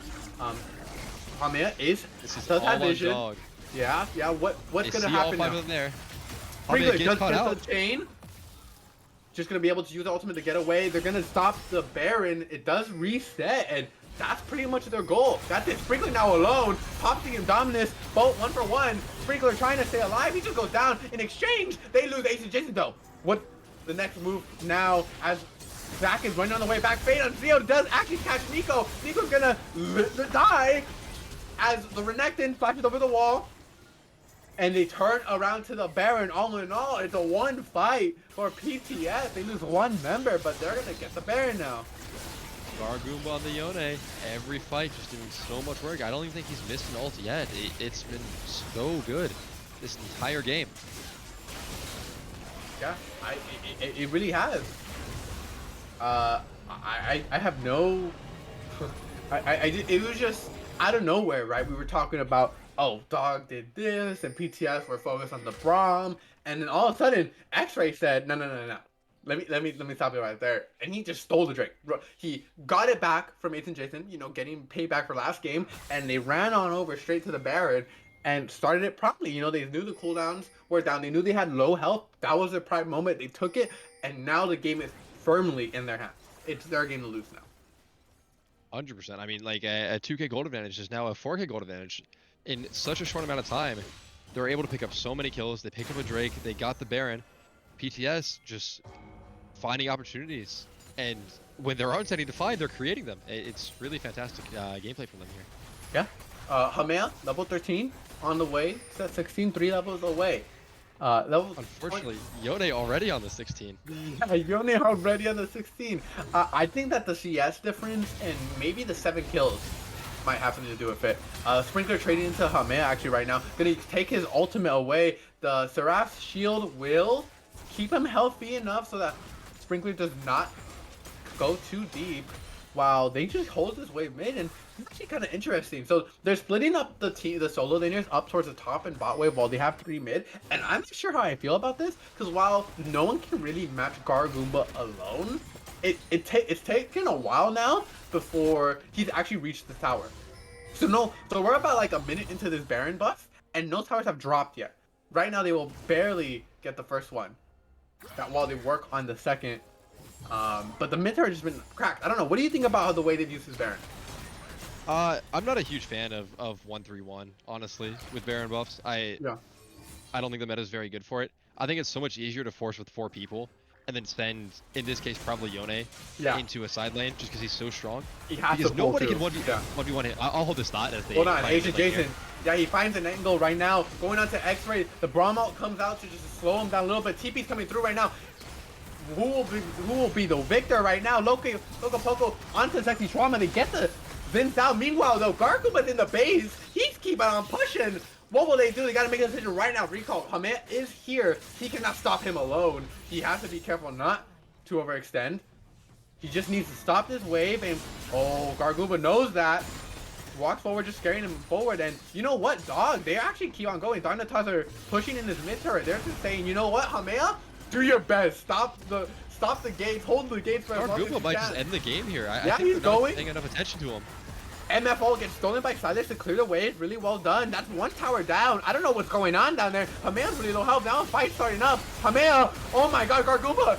Tim, now is wait, what happened? What's going on? Killer Instinct gets used. Gargumba's under the tower. Loco Poco's here. Back. Will he get the shutdown? He should be going down here. No, flashing away will keep him alive. Oh my god, Chaos on the rift as Asian Jason wants to keep it going. Sprinkler, will he dash over the wall? Braum knockup followed by the Rek'Sai knockup. He's gonna go down. Drake up in 20 seconds. They should be shifting right on over to that. That was a lot. Yeah, it was a lot. That was a lot. So much that just happened. I mean, it wasn't necessarily a 4-1 that they planned, but it's kind of what it turned into. That's what we were talking about. Nobody could match Gargumba, and he was able to pick up a Nexus turret and a solo kill. And they also forced Loco Poco to TP back, but the rest of the 4v4 was somehow lost by PTS when X-Ray got picked off early. And then they're also getting a Dog is picking up the 3rd dragon there. Do you think they have enough time to come back into this with the Nexus turret already being down, with the Yone being as strong as he is?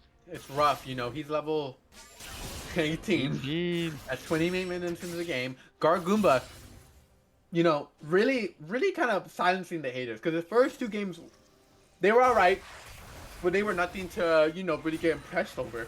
This game, though, he's the carry. He's leading his team to the finish line, and as long as he can keep up the pace, I think that this game should be theirs. The problem is though, Hamid is 14, and we're not gonna see another thing like the Baron or Drake for at least another minute 30 seconds. That gives him enough time to get pretty close to there, and so I think the game gets a lot scary. You know, he's on the way to the 3rd line. Once he gets that Zonias, he's gonna be able to blip around the map. Gonna be able to use Zonias for that Fate Unsealed. We'll have to see. I think right now the game is still very favored towards PTS, but we'll have to see. I think what Dog can do to get us. That's the most important thing. If they can get on pick onto someone before our fight starts, I think they can win it. For sure, I think that's their best chance. And I do want to mention itemization real quick. Silas picked up the Death Stance. Very non-traditional item from him, but into an 80 heavy. Speaking of pick, Sprinkler is just walking straight into the bush. Gargumba using the Soul Unbound to just get some scouting done, make sure that they don't go a step too far forward. And it all returns to calm, and you can continue your thought. Yeah. The Death Dance just allows Silas to stall so much time, even if it's an item that he doesn't normally build, just because of the bleed passive that it has. Right. I can't remember the exact name of it right now. Die Another Day or something like that. But, you know, it will allow him to stall so much time. The Yone also picking up a Steel Sigil, just so much armor. Will allow them to live so long. And it's interesting because I feel like when they're kind of like once we've been talking about this. I mean, I don't know if we've been talking about this. Oh wait, hold on. Wait, this is a pick. This is a pick. Gargumba, can he get? Wait, Beta till he gets flashed. That's huge. Shutdown for Agent Jason. The Baron is up now. Can he do it fast enough before the rest of Dog can rotate? This is, I don't know. Isis and Zal Baron damage is a lot though. It is pretty fast. Can they make it in time? Or at the very least, can Dog get there for the rest of the fight? Oh no, they gotta commit. They gotta commit their fight. They're right now. They're gonna leave it. They're gonna lose the support. Shoreman's gonna die. Meanwhile, Loco able to actually distract them. He doesn't die either. The fight keeps going on Maya. Okay, Loco's going down. Him is all across the wall to knock up the MF. Oh, keeps them. Does a little bit of damage. The brown passive gets applied. Flash forward. Oh man, just keeping all over the map. It's an ace. They get an ace. They get an ace. And they're gonna run down the mid lane. I think it's They're gonna try to end the game. They're gonna threaten the end. There's no way. There's no way. 10 seconds on Gargumba. 10 seconds. Gargumba has to defend it all on his own. I mean, they're gonna get an inhibitor at least, but I genuinely think they could threaten an end here as Hame is clearing the wave in their base. This is so scary. This Rek'Sai just does not die. They have two things. They can either get the end or if you go back to Baron. Looks like they're gonna. Oh, he TP'd! He TP'd in! Oh my god, the tower! He got the tower! Hamea doesn't do enough damage! Hamea, he dodges it! He wins it! Oh my god! Hamea! He wins a 1v1, 2 levels down, an entire item down, and he wins the 1v1! And now his team's taking Nexus turrets. What is happening? No, Zach is running. Okay. So everyone is coming back up, but that's gonna be Baron. That's Baron. That's Baron for the side of Dog. Yeah, they're going straight back to Baron. But there are still 4 people from PTS alive. Are we just gonna have a 4v5 the Baron? There's no way, right? There's no way they started. No way. No. They can win this. They can win this. Hamea's coming back to the map with a complete Zonias. All right, you have a 3-item MF here. What can they do? What kind of changes can they make? Vexray is looking maybe for a steal. Loco Poco guarding. There is a blast plant there that they hopefully should have gotten rid of. Okay, there you go. Hamea. Now, Loco Poco should die for this if he has to. Yeah, and they're not even gonna attempt. They're gonna try. They're gonna. And PTS should give it over. We have a dragon spawning in 50 seconds. It's another fight. Yeah, and they're gonna have Baron empowered abilities and stats for this fight. This is going really good. They should return, get items, get pots. Hear me out. They just need to push mid as hard as they can right now. Because this is only the 3rd dragon for PTS. Yeah. I think you threaten mid so hard as 5. Yeah. And it's really hard for PTS to play. Yeah. Drake for the game. If PTS overcommit, you can so easily win off of it. It looks like they're just going to take the 5v5. That's a lot more entertaining, but I think the mid push would be a much smarter play here. Yeah, Nico. Looks like Mike's own play. Asian Jason! They got the X-ray. MFO comes down onto 2. Tim uses the Dognitas to get away, flashing away, but they get the support. That's it. That's big. Look at the bot lane though. Look at Asian Jason. Look at Gar Combo. Gargumba and Sprinkler pushing together in the bot lane. Only Hame is winning. They're running on over. It's a base race. We're in the base. It buys time. The soul unbound. He gets away. He flashes. He's stalling for so long. Zach is back. Asian Jason's back. They're ending the game. X-Ray can't stop them. It's 3-0. They come back. No way. Dog wins it. They take the game. Dog. They moved past the quarterfinals. They're in the semifinals. PST, they tried their hardest. They tried the best to come back in this game, but it was not enough. Dog, clinch it back, come back of I don't know what, the century, and they of the millennia, bro. Yeah. That is a deserved 3-0. They earned that win. They wanted it.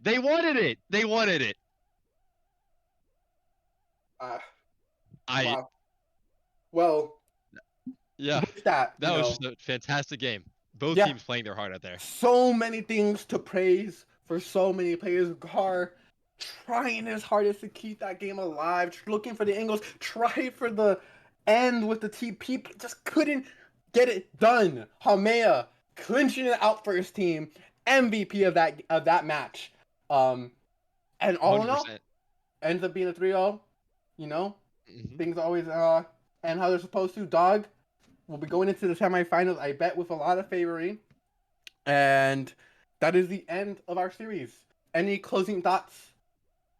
No, I just wanted to shout out all the players for playing their heart out, for giving us an entertaining series, for trying their best, and honestly for you for calling out that Caston in 16. It mattered when it mattered. You know, he hit 16, he won the 1v1 and saved the game. Caston 16 is inevitable. Would any other champion have been able to hold there? We will never know. We'll never know. First ever recorded Yone 1v1 lost. Yeah. With that, thank you to all who are watching this stream. Thank you to all who came, left, whatever, for supporting Summit Esports and these teams. Dog, PTS, thank you for participating. That's going to be it from us, from the casting couch, I'm going to call it. No, that's not what I'm going to call it. From No, not the casting couch. the casting booth. Sorry. Oops. We'll be ending the stream here. Thank you for coming. My name is Alsaik. And I'm Juan Cake. Thank you guys. Thank you for the stream. Have a good rest of your nights. Peace.